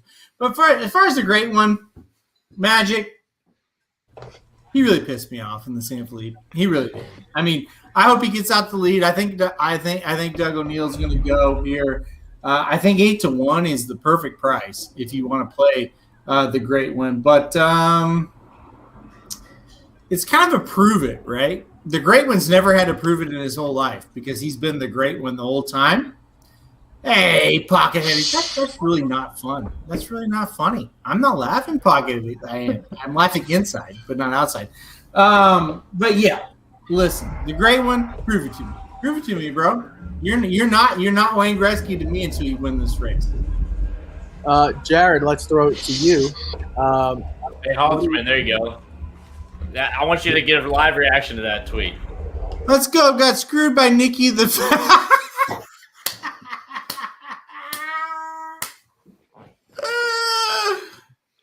Dan, you're a slub, bro. You're a slub. Bless him. Bless him. God bless him, right? Yeah, exactly. All right, yeah. what do you think, Jared? We got a minute. Yeah, Medina Spirit. I almost claimed Defunded. That's a horse that I just gets like Wise Baffert running 2 here when he only needs 1. Ultimately, because of the connections, it got me to not, because I feel like he's just doing them a favor. Medina Spirit. He's the back class is proven. I think Medina Spirit, it'd be hard for him to lose, but from a price standpoint, I would take Defunded over Medina Spirit 5-1. Papa Dude, and then I'm going to throw it to Ryan Stillman. Papa Dude, who do we like here? Medina Spirit's now even money. I'll take the Baffert horse, and Dadgummit Magic and Aaron stole my thunder, so I was going to go with the Great One also as my long shot. Which are you? I assume the Baffert horse you're talking about is Medina Spirit. Yeah. Oh, yeah, definitely. Sorry. Okay. No, of course. No problem. All right. Ryan Stillman, you are the second West Coast correspondent. Are you taking Medina Spirit, or are we going to try to beat him here in this spot? I think Medina Spirit deserves a lot of respect. I mean, if you think about it, if you draw a line and like somehow evaporated Life is Good, he's never lost. And then we'd be coming in here going, my goodness, this is the coolest horse. He's this, not typical Baffert kind of horse, and he's doing all this. So we're going to see, though. Gosh, hasn't the West Coast held up so far this year? This should be a heck of a prep. I'm just going to sit back and have some fun. What do you think, Ricky? Who's your pick? I do want to give the Great one more chance. I'm not saying something real quick, Ricky. Of course, go for it. We got 30 seconds. Baylor stomped Houston. Yes, they did. And Papa Dude said my best bet of the day is Baylor. Hey, Ryan, you guys have like 2 horses, right? Because it one scratched right in here. So good luck to Ryan and John. Thanks, Jerry. All right, shout out to Paul. We're Listen, Baylor stomped. Go ahead, Rick. No, we're down to a field of 9, and they are off a very even beginning for everyone, but it's Medina Spirit breaking the best of them all, and Johnny Velasquez gets them to the front, but the Great One going to challenge as well. Down on the rail is Dream Shake and Rock Your World, but Medina Spirit's going to have company, and it's Parnelli. Parnelli is the surpriser at 50-1. Parnelli is going to lead into the first turn with Rock Your World tracking. Rock Your World gets the better of the cut there and is going to lead. Parnelli going a little bit wide. Dream Shake tracks in third, about 1.5 lengths off the lead, but Medina Spirit slowly making his way up into a 3-wide trip. We have the 9, the Great One, tracking in 5th, slowly going to move up into 4th. It looks like Dream Shake losing a little bit of ground early on. Then we have Law Professor close to 0.5 length behind Dream Shake, 1.5 lengths, and wide is the 10, Defunded. And then we have the 2 long shots, Back Ring Luck, and the 6, Otto the Legend. The first quarter up in 22-2, and it's Rock Your World, rocking everyone's world at 5-1. Parnelli trying to stay close. Halterman. Medina Spirit of full length off of that lead and going to have to be wide. Dream Shake never looked comfortable, but starting to get into it now. The Great One having to be pumped to keep on, along with Law Professors. They make the turn, the half up in 46 flat, and here is Rock Your World, trying to rock everyone's world as Medina Spirit trying to get pumped, but this looks like a strong effort. Umberto Rispoli and John Sadler take the lead with Rock Your World into the top of the stretch. Medina Spirit trying to close the ground along with Dream Shake. This has now become a race that Rock Your World looking to go gate to wire. And Rock Your World switches lead a little bit extra. And Rock Your World is rocking the tote boards 5-1. John Sadler, Umberto Rispoli, gate to wire, a dominant effort. And the unhappy Santa Anita Derby. Medina Spirit gets second, Dream Shake third, and a distant fourth to Defunded. And just like that, blowing up 5-1. And this day has gotten crazier and crazier. It is the 3, Rock Your World with John Sadler and Umberto Rispoli. Magic nodding your head like you saw it the whole way. I'm going to throw it to you and then Ryan Stillman. Ryan Stillman is telling someone in the background he doesn't know what he just saw. This is a fantastic day of racing. And we are covering it all right here. Magic, before I know you got to do some recaps, get some quotes. We're going to throw it to you first. What did you think of Rock Your World? And did he just blow up this California group? We have no idea where we're going to go. Rock Your World, rocking everyone's world at 5-1. You know the funny thing? I told Samich a month ago we needed to claim this fucking horse in the fantasy league. I knew he was going to do something good in the Santa Anita Derby. Damn. That is a good horse. Listen, that's a really shitty field that he beat because he switched leads like highly motivated and got farther away from Medina's Spirit. That was a bad race. Don't play any of those horses in the Kentucky Derby. Don't even get close to any of those horses in Kentucky Derby. That was bad. Oh, man. John White's going to win the fantasy league off of a turf horse winning the Santa Anita Derby, so that's how the fantasy league goes. John and Ryan find new ways to bullshit their ways into winning it. So good job, Ryan. Congratulations. Well, hey, Magic, when you claim 42 times in the league, you do every once in a while get a horse that runs well. That's true. You throw enough darts at the dartboard, eventually one of them's going to actually stick to it. Yeah. Go ahead, Aaron. You're talking about my best friend real quick. Yeah, that's not nice. That's not nice. Can I talk about my best friend real quick? Aaron, go ahead. Can I talk about my best friend real quick? Ryan Stillman, you just won the Santa Anita Derby with a horse you claimed 2 weeks ago. Man, thank you, Aaron. I'm very sorry for all the kickback, guys. I don't know what to say. We're trying to win the league, John and I. And shout out for a wonderful training job on this horse. And I don't know what to say. I don't know what to say, man. I'm kind of speechless. He kicked their ass. That's what I saw. I mean, Medina Spirit's a nice horse, and he kicked the ass. I don't know. What did you guys think? I want thoughts. We'll go in order. Aaron, I'm a little surprised because I just want to say one thing really quick. I'm a little surprised because he did it so effortlessly, and I think this was a really nice field. So I was surprised you were saying that, Magic. You really don't think it's anything in here, huh? I don't know. I want thoughts. I mean, real quick, Aaron, go for it. Got my best friend. He's a real bad bitch. Well, thank you for pointing to me. I appreciate it. I think you meant to point the other way. Jared, yeah, you're still there. All right. Jared, I think it's your turn because Aaron's not sure which way he's pointing. To Ryan Stillman's point, we kind of knew what everybody else was. We saw Dream Shake in the San Felipe. We saw Medina Spirit in the San Felipe, a distant second. We didn't really know what Rock Your World was. All we knew was that he was undefeated, albeit on the turf, but we really didn't know. So to Ryan's point, hey, we took a shot. Fantastic dog of Ryan's in the background, by the way. Jared, what did you think of Rock Your World? Rock Your World's undefeated, and I don't care what anybody says, but he is 3 for 3. And Ryan's point, the object is to win horse races, and that's what this horse does. Yeah, I mean, listen, he was interesting in this race just from a pure, like, switching from, turf to dirt, a pace standpoint a little bit as well.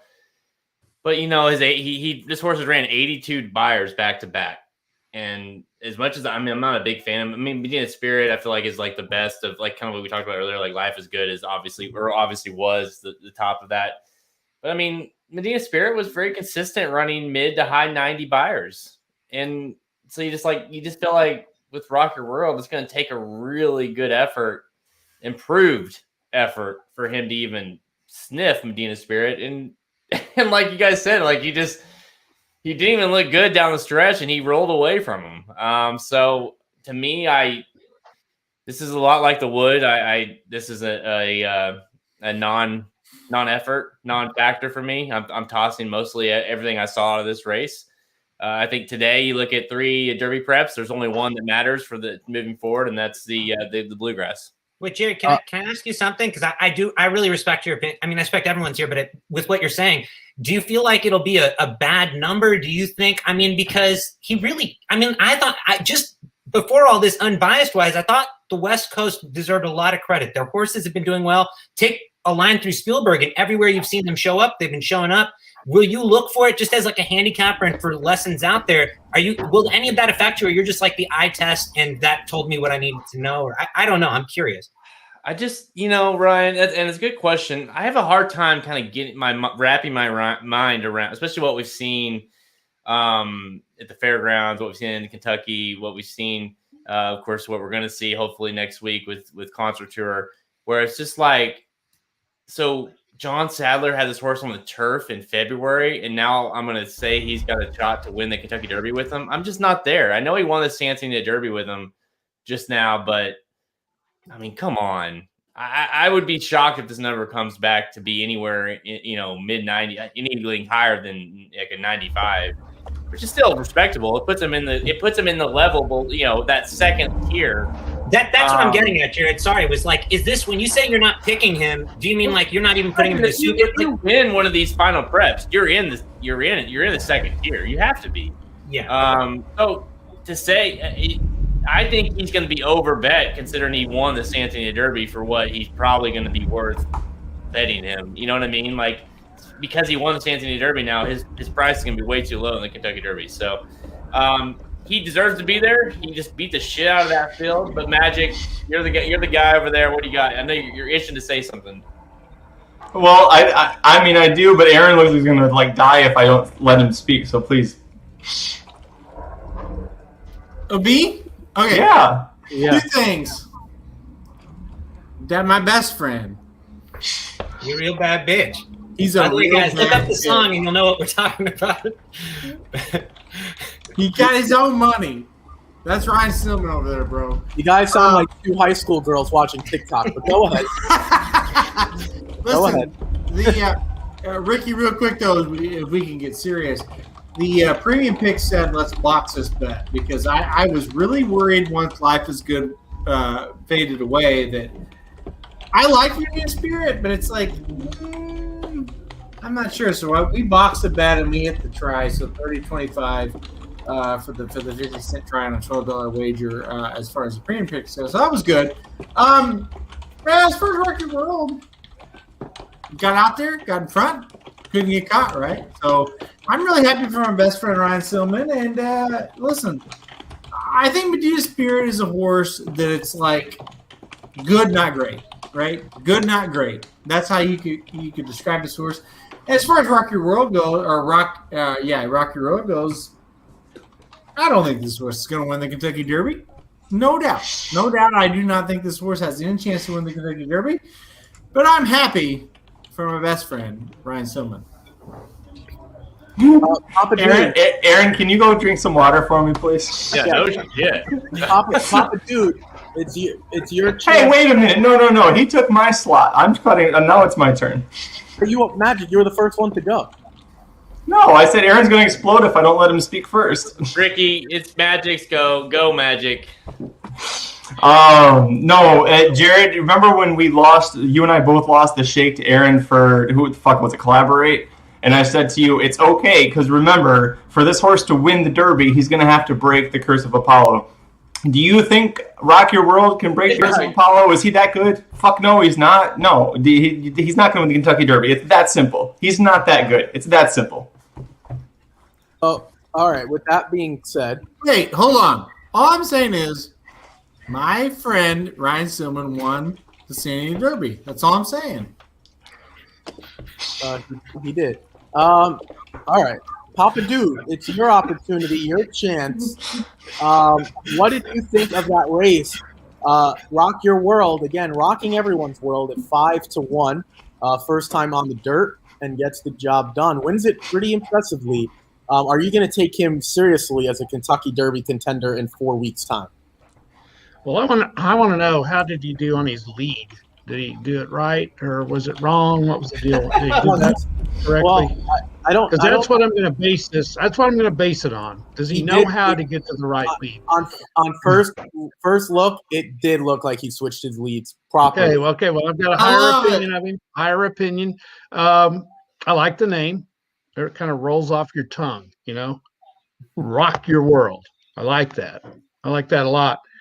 No, I don't know what to think of him. I mean, my God, he's been running on turf, and they send him to dirt, and he wins the damn Santa Anita Derby. What's that? I mean, how do you handicap something like that? I don't get it. But anyway, that's what makes this sport what it is. I said that last week, and I'll say it again. We'll just have to see. I mean, Kentucky Derby, who knows? Before I give my meaningless opinion, Papa Dude, this question is for you. I do want to know this question, yes. Are you ashamed of your son right now? Yes or no? No comment.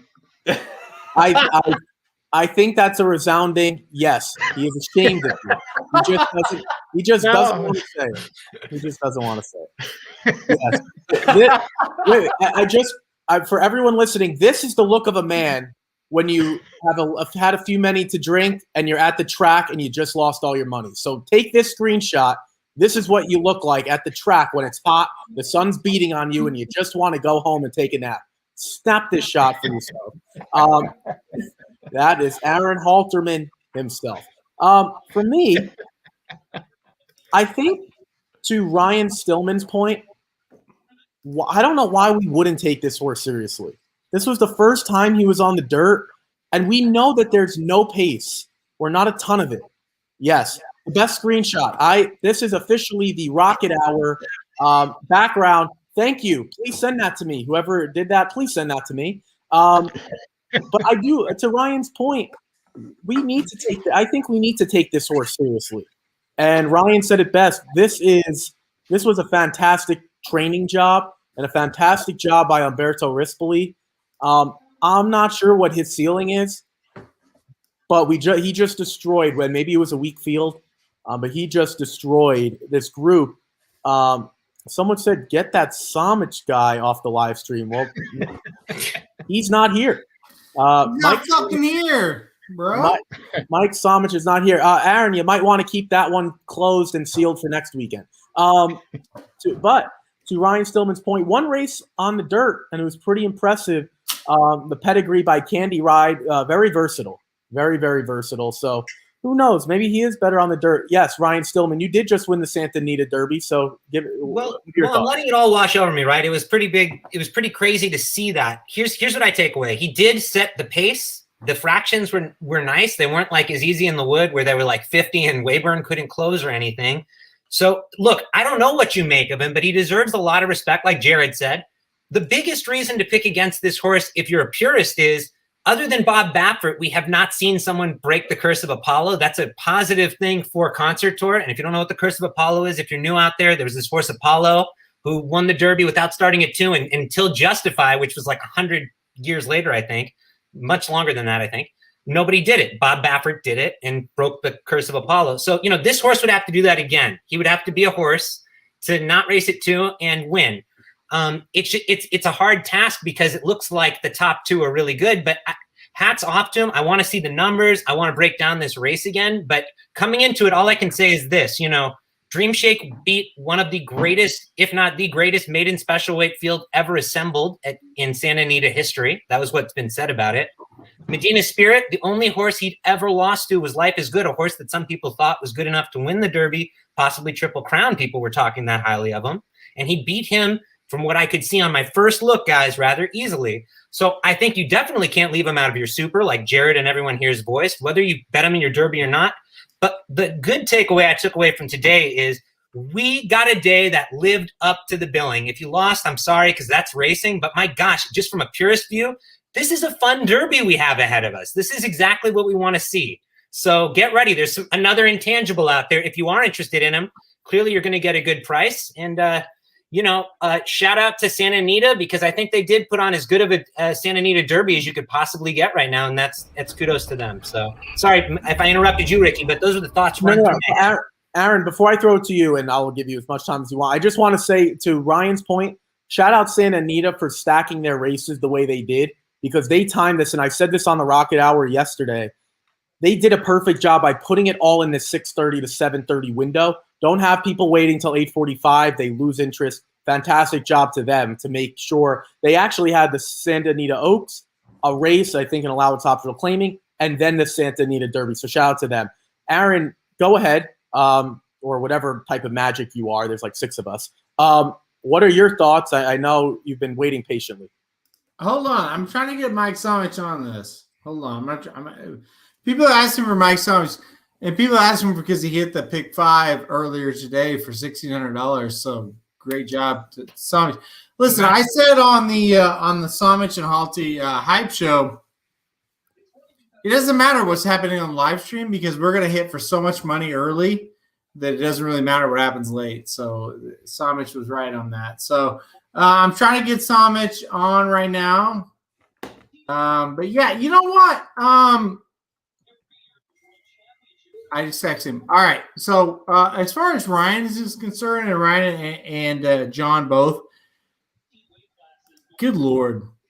John White. Can I just say something real quick, Ryan? John White is one of the sharpest minds in the history of the game.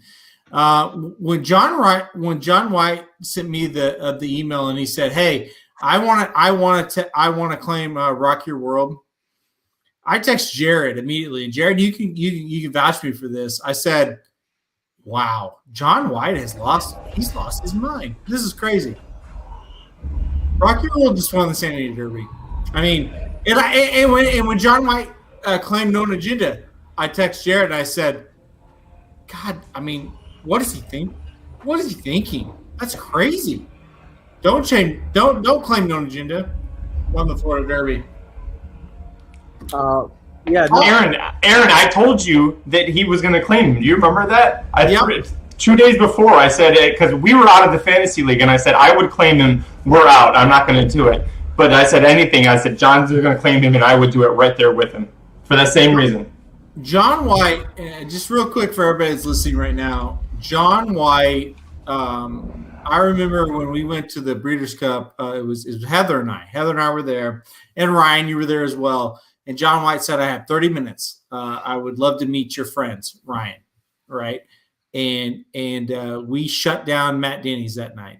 He talked to me. He taught me everything that he knows, and I couldn't thank him enough. And by the way, John White claimed the Florida Derby winner and the Santa Anita Derby winner. And by the way, nobody in the 10-horse fantasy league tried to claim either one of these horses. Okay, he got them without having to have a shake for either one of them. So let's salute John White on 2 absolutely unbelievable claims. I've been critical, just like Jared and Magic has been on some of his claims. I thought, oh God, that's a dumb claim, John. John White claimed the Florida Derby winner and the Santa Anita Derby winner without any shakes. So John White, one of the legends of the game. He also drafted Concert Tour before he'd ever started, and none of us knew who the fuck he was. And as soon as he said Concert Tour, every one of us went, "Who the fuck is Concert Tour?" Because we knew this horse was going to be good. Well, just real quick to Magic's point, Concert Tour was a 5th-round pick for John and Ryan. And all of us, everybody on the live stream that night goes, "Oh, my God, who is Concert Tour?" Even Mike Somich goes, "Who is Concert Tour?" And I said, I have no idea. I've never heard of this horse. And this horse could win the Kentucky Derby. So, listen, and that's why we have John. And no offense, Ryan. I mean, Ryan, you're John's teammate, but you know. No, John's a legend. It's an honor to play with him. And if you ever, I think he's listening now, possibly. I don't know. I sent him the link because I wanted him to hear what I had to say before I call him, because I want to say, as good as John is at racing, and it's the best. I mean, you're John White level, you're GOAT level. That's it. Even better as a human being, and I mean that. So if he's listening, well, just real quick to shout out John White. I was with you, Ryan, and you said I know John White, and I said, "Oh my God, John White's my favorite horse on the air." I'm sorry, favorite host on the air. And I said, if I can meet him at all, please do it. And he said, not only can you meet him, we'll go to Matt Denny's and you can have dinner with him. And I said, oh my God, this is the highlight of my life. And that's why, because John is so freaking good at this. And I love John White.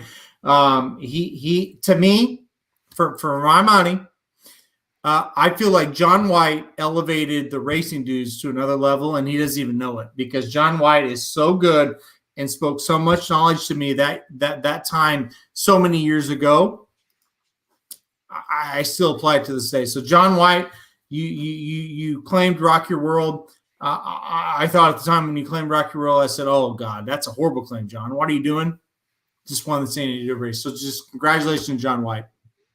Papa Dude, I saw you had your hand up. Did you want to chime in with something? No, I my supper's ready, and when you get to this age, that's a very important thing. I'm a little late tonight. It's after 6:30. Yeah. Sandy and I usually eat around 5. We get the early bird specials. So I just wanted to tell you again, guys, I love coming over here on with you. Ryan, it was great being on with you. It was a pleasure to meet you. It was a pleasure. Yeah, pleasure to meet you. And congratulations on your call in the wood. That was fantastic, and it just shows you love with handicapping. Yeah, congratulations. Well, that was just luck. Jared, good to see you again, buddy. Maybe we'll see each other next week in Arkansas. It'd be great if we could. Magic, good as always. The real Magic. And Ricky, you're always great. Love being on there, guys. Got to get Gonzaga home tonight. I don't like my pick. I don't like to pick that many points, but if anybody can get that many, I think it's them. I think they'll roll UCLA. But anyway, guys, see you later. It was fun as usual. Great job. Love you, Papa. Thank you. Have a good one. Tomorrow, buddy. Enjoy it. Thank you. Okay. All right. Bye-bye. I want to touch on something that Aaron and Ryan and Magic and Jared said, and unfortunately, I haven't been able to say that. Aaron told me a long time ago, there's one person that I want you to meet. And I said, who? And he said, John White. Have you ever heard of him? I said, honestly, no. I don't really know who that is. Not out of disrespect. I just didn't know who he was. And Aaron's like, you'll learn more about horse racing in a 10 to 30-minute conversation with him than you will in a year watching horse racing itself. And I speak on hopefully anyone's behalf that gets a chance to eventually speak with him. I can't wait to do so. And if I get a chance to do it at Del Mar or Santa Anita or even walking around on a training track, I really hope I get a chance to do that. And just listening to you four, it's essentially talking about one of the greatest. And to Ryan's point, he seems like he's a better person than he is a horseman, which is saying something about someone who's been in the industry that long, who it's not a passion for us. It's kind of our life. Without this sport, we don't really know where we would channel our energy. So I can't wait to do that. Aaron, you put your hand up. Yes, Magic Mike and Mike Somich, that whole show is on Thursdays, and they do a recap Monday. If you want to see Mike's face, you could see it on Monday. I don't know if he's coming on. I don't know what this infatuation is. This is the point total right now. I'm going to try to read it off. Essential Quality has 140 points, so clearly. Then you have Hot Rod Charlie, Like the King, Known Agenda, and it's really small. I can't. I can take it over for you. It's Rebels Romance, who won the course over in Dubai. So we'll see. Rock Your World, Bourbonic, whatever. Greatest Honor, Medina Spirit, Midnight Bourbon. Life is Good would be there. He's of course out. Wayburn, Mandaloon at 12. Concert Tour at 13. Surely his points will increase next week. Highly Motivated now at 50 points. Helium, Pandal, Soup and Sandwich, Dynamic One, Crowded Trade, and 20 is Sainthood. So on the outside looking in right now, you got Rombauer, Proxy, Hidden Stash, Dream Shake, Bezos, Hosier, who's going to run in the Arkansas Derby, so he should get his points. But Keep Me in Mind's at 18, Hockey Dad's at 20. But yeah, it seems like we're gonna obviously Concert Tour and a couple of those are gonna increase their points next week, but it's pretty much set up here. I just want to wrap up. If we do have another, again, I know Magic will be watching. I will be as well. We still have 4 more races from Santa Anita. This is going to be the Royal Heroine Stakes. So if you guys want to stay on with us, please do. I will be doing my best to call it. Again, I really do love calling these races. I try my best. I don't know if it's good or not, but I try. And then what we're going to do after that, it'll probably be around 7:50 or so. We're going to do a little round table of wrapping up from 7:50 to 8 or so. I don't know if Aaron is waving me home around base. Oh, he's waving me home around third base. I'm going to score. Listen, our Stephanie says races I spread, chalk wins. Single chalk, they bomb.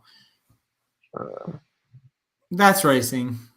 It really is. Sometimes it just happens and sometimes it doesn't. And it's easy to go negative and go, oh gosh, I went 8 deep in the favorite one. And I went 1 deep in the favorite one. That's racing, man. That's racing. And sometimes that happens. I went in Primus Bound for Nowhere, top 2 choices at Keeneland. And but I thought, oh my God, this is a wide open race. I went 6 deep. Favorite one. I mean, it happens. It happens.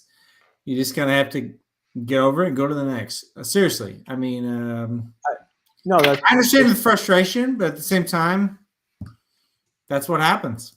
Yeah, no, exactly. And that's a nice way to kind of segue into we could briefly wrap up before this race goes off. They're kind of getting their warm up, their jog, and then we'll officially wrap up.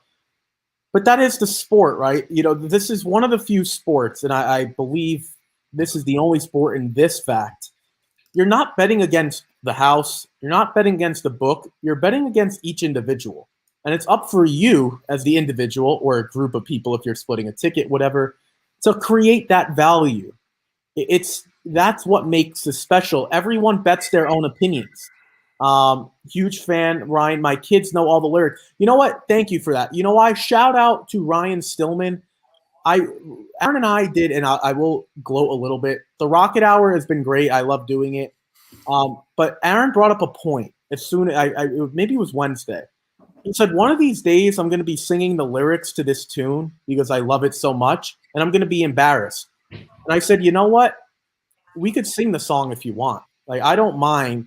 The fact that Ryan's, if you guys don't know, all these tunes and these videos and the music is courtesy of him. And Aaron and I, when we did the Rocket Hour, I don't know how long ago it was. I think it was at the end of Christmas 2020. We just did it. We didn't really have an open video, and Aaron and I were like, we don't know what we're going to do.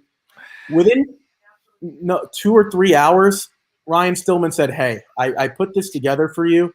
I don't know if you're going to like it or not, but do with what you want with it. I think the show is going to be great. I hadn't listened to it yet, and I already knew it was going to be good. And I played it, and it was fantastic. And then Magic was kind enough to put it together with a video. So this isn't me gloating about the show. It's me gloating about the brand. Magic was kind enough to put the video together. I didn't ask. Ryan Stillman was kind enough to put the song together. I didn't ask. Jared was kind enough to put the graphics and help me set it up about the brand. And mind you, none of these people have really been on. It's really been Aaron and I's show. So I just want to thank you guys for doing that because it just shows how close we are. And so, again, thank you, Ryan. So the fact that he's able to do this, and, again, no one asked. He was just kind enough to do it. And, yeah, it's cute, it's cheeky, but it's also just goes to show what kind of person he is. And this is my shout out to Magic. Please, after this is over, go to racingdudes.com. Please check out the recaps, the replays, the quotes, the odds, all that type of stuff. We've been on now for close to 2 hours and 18 minutes. If you're just tuning in with us, this is my last minute shout out. I try to do this every time for him because, yes, he looks like he might be on speed right now, but I know inside he is working like a dog. Please, I'm not making fun of dogs. Stop with that animal stuff. I'm just saying it's a quote, folks. It's a quote. He's working really, really hard to put all this together, and he does a fantastic job. And he even said to me, he said, is your article ready? Because I got a lot of stuff to do this week. And I said, yeah, go for it. I know he's always on the dashboard putting stuff together. So thank you, Magic, for doing this. I even rewatched the recaps and the replays. I mean, it's so succinct and so close and so well put together. It's really quick. It's not like these long, drastic articles. So without further ado, we are going to wrap up after this around 7:50. I will be calling race 9 at Santa Anita the Royal Heroine. But they're entering the gate. Does anyone have any top choices? Anything like that? Well, if you tune into the Magic Mike show, of course, me and Halterman hosted the Magic Mike show this week. Fucking fantastic job, by the way. I singled the 3 in my ticket. Halter and I both like the 3 a lot here. He went a little deeper, but I've got the 3. I need the 3 home, or else, it'll just be pointless. Hey, Ricky. Yeah. You're the man, bro. Hey, I appreciate it. Heather, if you're listening, get him some water, please. Thank you. I'll text her. Hang on. He's going down and down. Like, you notice his face is getting closer to the camera, and he's kind of slowly getting lower on the camera. Yeah. I want to thank you, Ricky. Get him some H2O, please. It could be sink water, tap water, toilet water. Just get him some ASAP. Oh, got a flyer. We are in the gate. And they are off a fantastic start for the big favorite, Charmaine's Me. And here comes the 6. Laura's Light pressing, and Epidemia's Girl says, I'm going to track right there with you guys. So they're going to be 3 wide into the first turn. Raymundo's Secret, Johnny Velasquez doing a nice job to track in 4th. Going to be a few lengths off the lead, but saving all the ground. Warren Showtime side by side with the 7. With the 1, Dog Tag, another 3 lengths back to Tap Water and a length and a half back to the trailer. Ride for the cause. So it's the favorite, Charmaine's Mia, Phil D'Amato, and Flavian Pratt. The first quarter up in 22-2. Right to the outside, half a length back is Laura's Light, tracking in 3rd, 3 wide, Epidemia's Girl. Then the 5, Raymundo's Secret, tracking in 4th, saving all the ground. A length and a half off the lead is Warren Showtime, tracking in 5th, Dog Tag, and the LNJ Foxwood Silk down on the rail 6, about 5 lengths off the lead, then another length and a half back to Tap Water in the trailer. Still a ride for the cause. The half up in 46 flat, and it's Charmaine's Mia looking strong on the front end. Haven't been asked yet. Laura's Light asked by Abel Cedillo, trying to keep up, and here's Raymundo's Secret now getting the go, but it's Charmaine's Mia strong. Raymundo's Secret trying to find some room on the rail. It's Charmaine's Secret, and here comes Raymundo's Secret. We have some outriders. Here's Warren Showtime to the outside. Charmaine's Mia clinging to the lead. The lead is evaporating quickly. It's Dog Tag making of speed, but Charmaine's Mia looking to hold on. Nice run. Nice run. Yeah, really good race. Really good race. Flavian Pratt riding Santa Anita to his beck and mercy. The little we got the single home. Flavian Pratt. A little tap of the fist there. A great ride. Umberto Rispoli Dog Tag at 6-1, but it's not good enough. The favorite, morning line favorite, going off the favorite, 3-5. Charmaine's Mia. Phil D'Amato and Flavian Pratt. Another win for the fact they're standing at 17,500. Win and fun. Ricky, number 1, absolutely fantastic call. Fantastic call. And number 2, Jared, I went deep in this. Not deep, but like 2, 3, 4 deep. You went single. Great job, Jared. Great job. When I saw Dog Tag coming, I thought, son of a bitch, because I know and I was afraid of Dog Tag as well. But yeah, that it was a great ride by Pratt. Really just knew what he had there. So got that home. I'm very deep in the next 3 legs. So let's hope we can do the Magic Mike show proud and cash this sucker home, huh? I'm hoping, bro. I'm with you. Hey, Jared, I'm with you. I had Dog Tag and Raymundo's Secret, so I was secretly rooting for Dog Tag.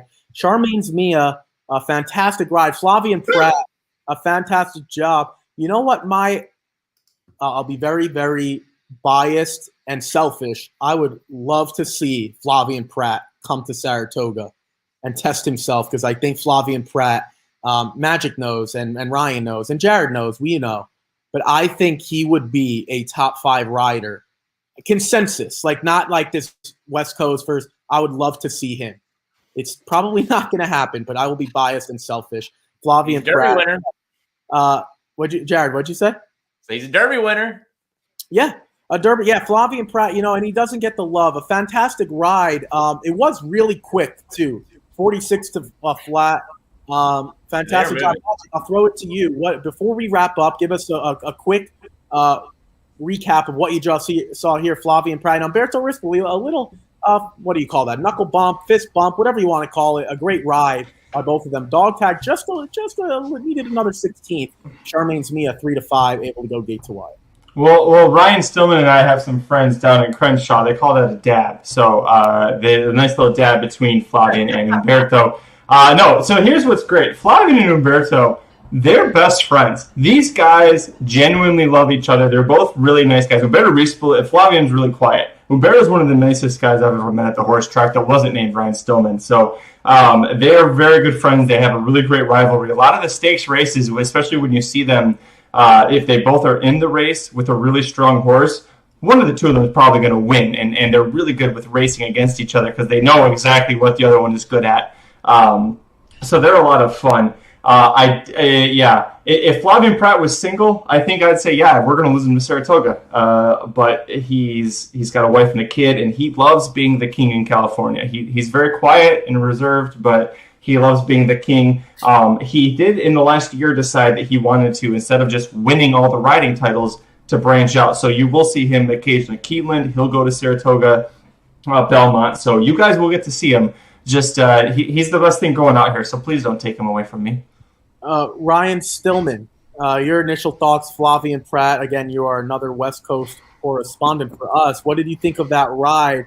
And just, I guess, maybe Flavian Prat overall. Again, I still don't think he gets the national attention that he deserves. I wish I had more to add, Ricky. I think that it's been covered very well, and that shout out to him. And gosh, what a day of racing! What a race to end on. That was exciting too. Jared, I think we're all kind of on the same page. Jared, do you have anything you want to add before we wrap up the whole day as a whole? No, I think we need to end this sucker. I think it feel like it's been like the shortest couple hours, but busy day. I still, I'll go back through and look at the replays again, but I still feel like the bluegrass is the only thing you want out of today.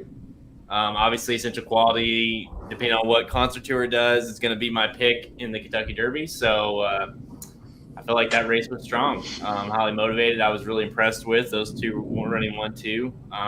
Past that, I'll let you have them. So that's my final thoughts. Porter Mosier, anything you want to add down there? I really believe that's a coach that I didn't think we would get. Yeah, Porter Mosier was the Loyola Chicago head coach. He is taking over for Lonnie Kruger. So that's Aaron's final thought. I guess. Ricky, real quick. Yeah.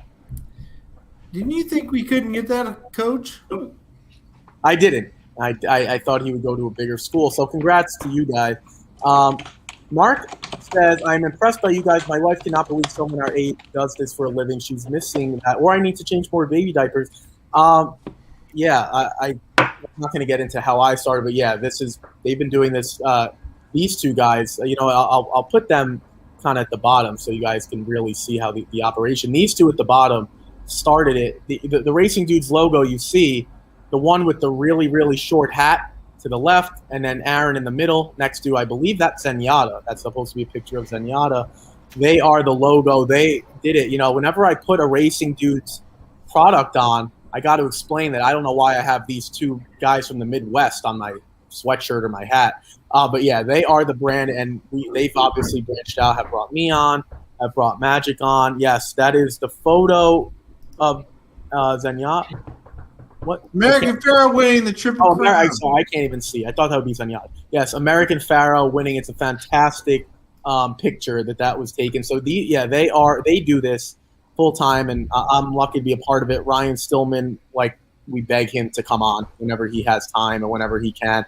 I'll do a quick roundtable because Jared's right. We have to wrap it up. Between the three preps, is there any? It doesn't have to be who you like the most because that might be a dead end question. But Magic, we'll start with you. Your final thought on the day, whether it's a Triple Crown prep, whether it was an Oaks race, whether it was one jockey being superb, a trainer, just your final prevailing thought. Take it away because I know you have a lot to get to, recaps and stuff, so I'll let you start. I think that the Arkansas Derby next weekend, if we see Concert Tour, don't even improve from the Rebel. Just run like you did on the Rebel. You're going to win the Kentucky Derby. He'll be the favorite. I'm very happy that there's a filly that – so Moonlight Doro is the horse I have a very time to worship in, and when she got hurt after winning the first Oaks prep race of the year, I was very sad because I thought that she could very easily win the Kentucky Oaks. And I haven't really been that impressed with anybody. The only other horse I liked was Malathat. And the fact that Malathat came through, even though every horse that she's beaten has run like shit in the last few weeks, that was a nice little thing for me. So I like Malathat moving forward. And I'm not excited to play Concert Tour in the Arkansas Derby, but this feels like a horse that's very easily going to win this race. Ryan Stillman, any prevailing thoughts of what we just saw, maybe with Flavian Pratt again, maybe an Oaks, a prep, a jockey, a trainer, anything that you saw that that made you excited about today? Is he frozen? Is he? I think the ghost got him again. All right. Hopefully we get back up. He is off for now. Aaron, we'll throw it to you. Any prevailing final thoughts of the day? Final thoughts of the day. I feel like the Derby winner runs in the Arkansas Derby.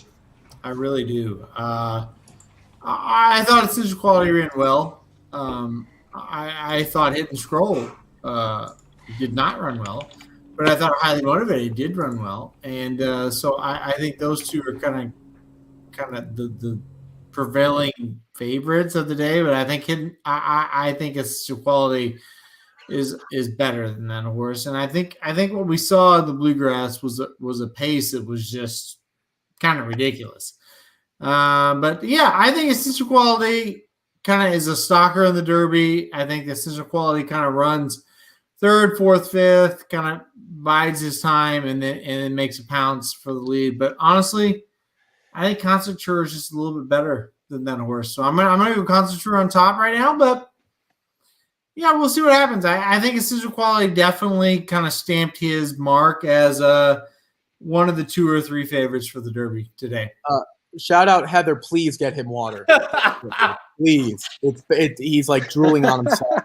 Shout out to Ricky's mom. Whoa. We are Ricky's mom. We are approaching some dangerous waters. Let's wrap this up, fellas. Jared, final thoughts? Then we'll throw it to Ryan. Central Quality. He's a Derby winner. Our Central Quality. That's it. I like that. Wrapping it up. Ryan, final thoughts? I know we lost you for a minute there. No, I want to say this. Wonderful day of racing. The fans won today, whether or not you walked away with money in your pocket, because the Derby's ahead and you've got a stronger opinion, and that's where you can really cash. So best of luck to everybody. I think we did get some races that lived up to the hype. I think that racing is alive and well, and that's always a good thing. And I cannot wait until the Kentucky Derby this year. Let's hope they all get there safely and we get all of our questions answered. This game's about opinions. Let's make with our money and let's cash, baby. So shout out. And shout out to Dave, by the way. Thank you for your kind comments. And best of luck to you and your family during the pandemic. I hope you guys are all safe and well. And best to everyone that's a Racing Dudes fan. We love you guys. You guys are the reason we can do all this. So shout out to all you guys. Stay safe and healthy, all right? Yeah, shout out to all the fans. I'll wrap it up here. Shout out to Magic real quick for Malathat. I was killing him for it, and he was right. She did win. So he stuck true. All of 2021. Shout out. Thank you guys for everyone, because, again, a year ago today, the sports world and society, to Ryan's point, was really struggling. We had 2 tracks going. It was really, really bad. So if you guys aren't upset, yes, we don't advise you to lose money. We obviously, but just think about where you were. Aaron, go ahead. Can I say something real quick? Like you guys are like, oh, this guy's out of control. But did Essential Quality really win like a horse that's going to win the Kentucky Derby next time out? I don't think so. Highly Motivated never switched his leads. And he beat Highly Motivated, and that's great. And he won this race, and that's great. Listen, if you would have told me anytime, whether it be 1 minute before the Bluegrass or 3 years before the Bluegrass, you're going to own a Bluegrass winner, absolutely. Give it to me. I love it. But did Essential Quality really stamp himself as a 2-1 favorite in this race? I don't know, Jared. I see you shaking your head. Yep. I don't know, bro. I don't know. Well, I think that's one performance from Concert Tour. One. I think Stop, Ricky. Go ahead, Jared. What'd you say? I've seen one performance from Concert Tour, and he went gate to wire, and he just Bob Baffert juiced it up and won that race. What? we got like Life is Good left, and now it's a bunch of just whoever's left. I mean, Essential Quality. You're going to tell me Concerture is light, like so much better than Essential Quality? That's crazy talk. Hold on, Ricky. Don't say a word. Jared. That's crazy. I don't think it's okay. That's fair because we haven't seen a Concerture's last prep. When you compare Essential Quality to Concerture and the Rebel, I think you're right. Let's see Concerture next week. That's all I'm saying. I think Concerture coming to Arkansas, Terry Wallace, God rest his soul, would say, let's find the Kentucky Derby favorite today. He would say that every time, right, Jared? Who has Concerture beaten? Nobody. So Essential Quality Essential Quality's beat 2 horses, one of which you think is going to win a Triple Crown race in Hot Rod. Yep. And Highly Motivated, it's not. I mean, he ran a huge race today. Yep. I mean, the class alone is astounding for Essential Quality over Concerture. Jared, I cannot argue with that one bit. I totally 1,000% agree with you. Now, I definitely think Concerture has every right to win the race, and we'll see it if he goes and airs in the Arkansas Derby, which is very, very, very possible. He deserves to be the favorite. It's Bob Baffert. The guy who wins, Kentucky Derbies like nothing.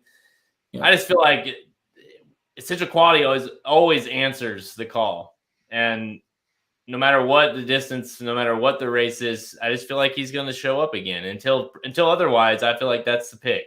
Jared, I really can't argue with that. And as of right now, before we see the Arkansas Derby, I would agree. I think Essential Quality is the pick to win the Kentucky Derby. I just feel like Concerture has more to give, and I think we're going to see it next week. But no, I'm not going to argue with you. Essential Quality, as far as the body of work that we have seen, 1,000% the pick. I will not argue with that one bit. But I just think Concerture has a little more to give, and we'll see. And Ricky, you're laughing. You're like, oh, this idiot. No, that's not why I'm laughing. You don't even know why I'm laughing. You want to know why I'm laughing? Jared told me 8 minutes ago to wrap it up, and then he goes on a one-on-one dialogue. That's what I was trying to do. I was trying to wrap it up. Well, listen. There you go. I like that, Jared. Thank you. Did Jared do that, or did Magic do that? I'm not sure, but thank you both for that. Jared, all I'm going to say is I agree, but we'll see what happens. Listen, if you said cut it off right now, don't do Arkansas Derby, don't do Lexington. Well, I don't care about Lexington, but don't do Arkansas Derby. I would say, yeah, Essential Quality is going to win this Derby. But I just feel like this Arkansas Derby is going to tell us a lot. And maybe Concerture sucks, and you're right. And maybe, and I'm not going to argue that. But I'm just, Essential Quality was impressive, but wasn't like to the point where I'm like, I'm going to stick with him as a win wager in the Kentucky Derby. That's what I'm saying. Yeah, and I think to wrap it up, we'll find out next week. Yep. To Aaron's point, I guess you could say Essential Quality is now. If you're in Jared's camp, if you're in Aaron's camp, you're holding off and you're waiting. You're really waiting for next week to kind of stamp your opinion. And Ricky, just real quick, as of right now, Essential Quality is the pick to win the Kentucky Derby, no question, no debate.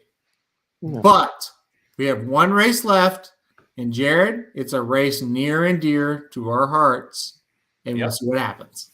So yeah, exactly. So again, we'll find out who's for real and who's not next week to maybe bolster that argument.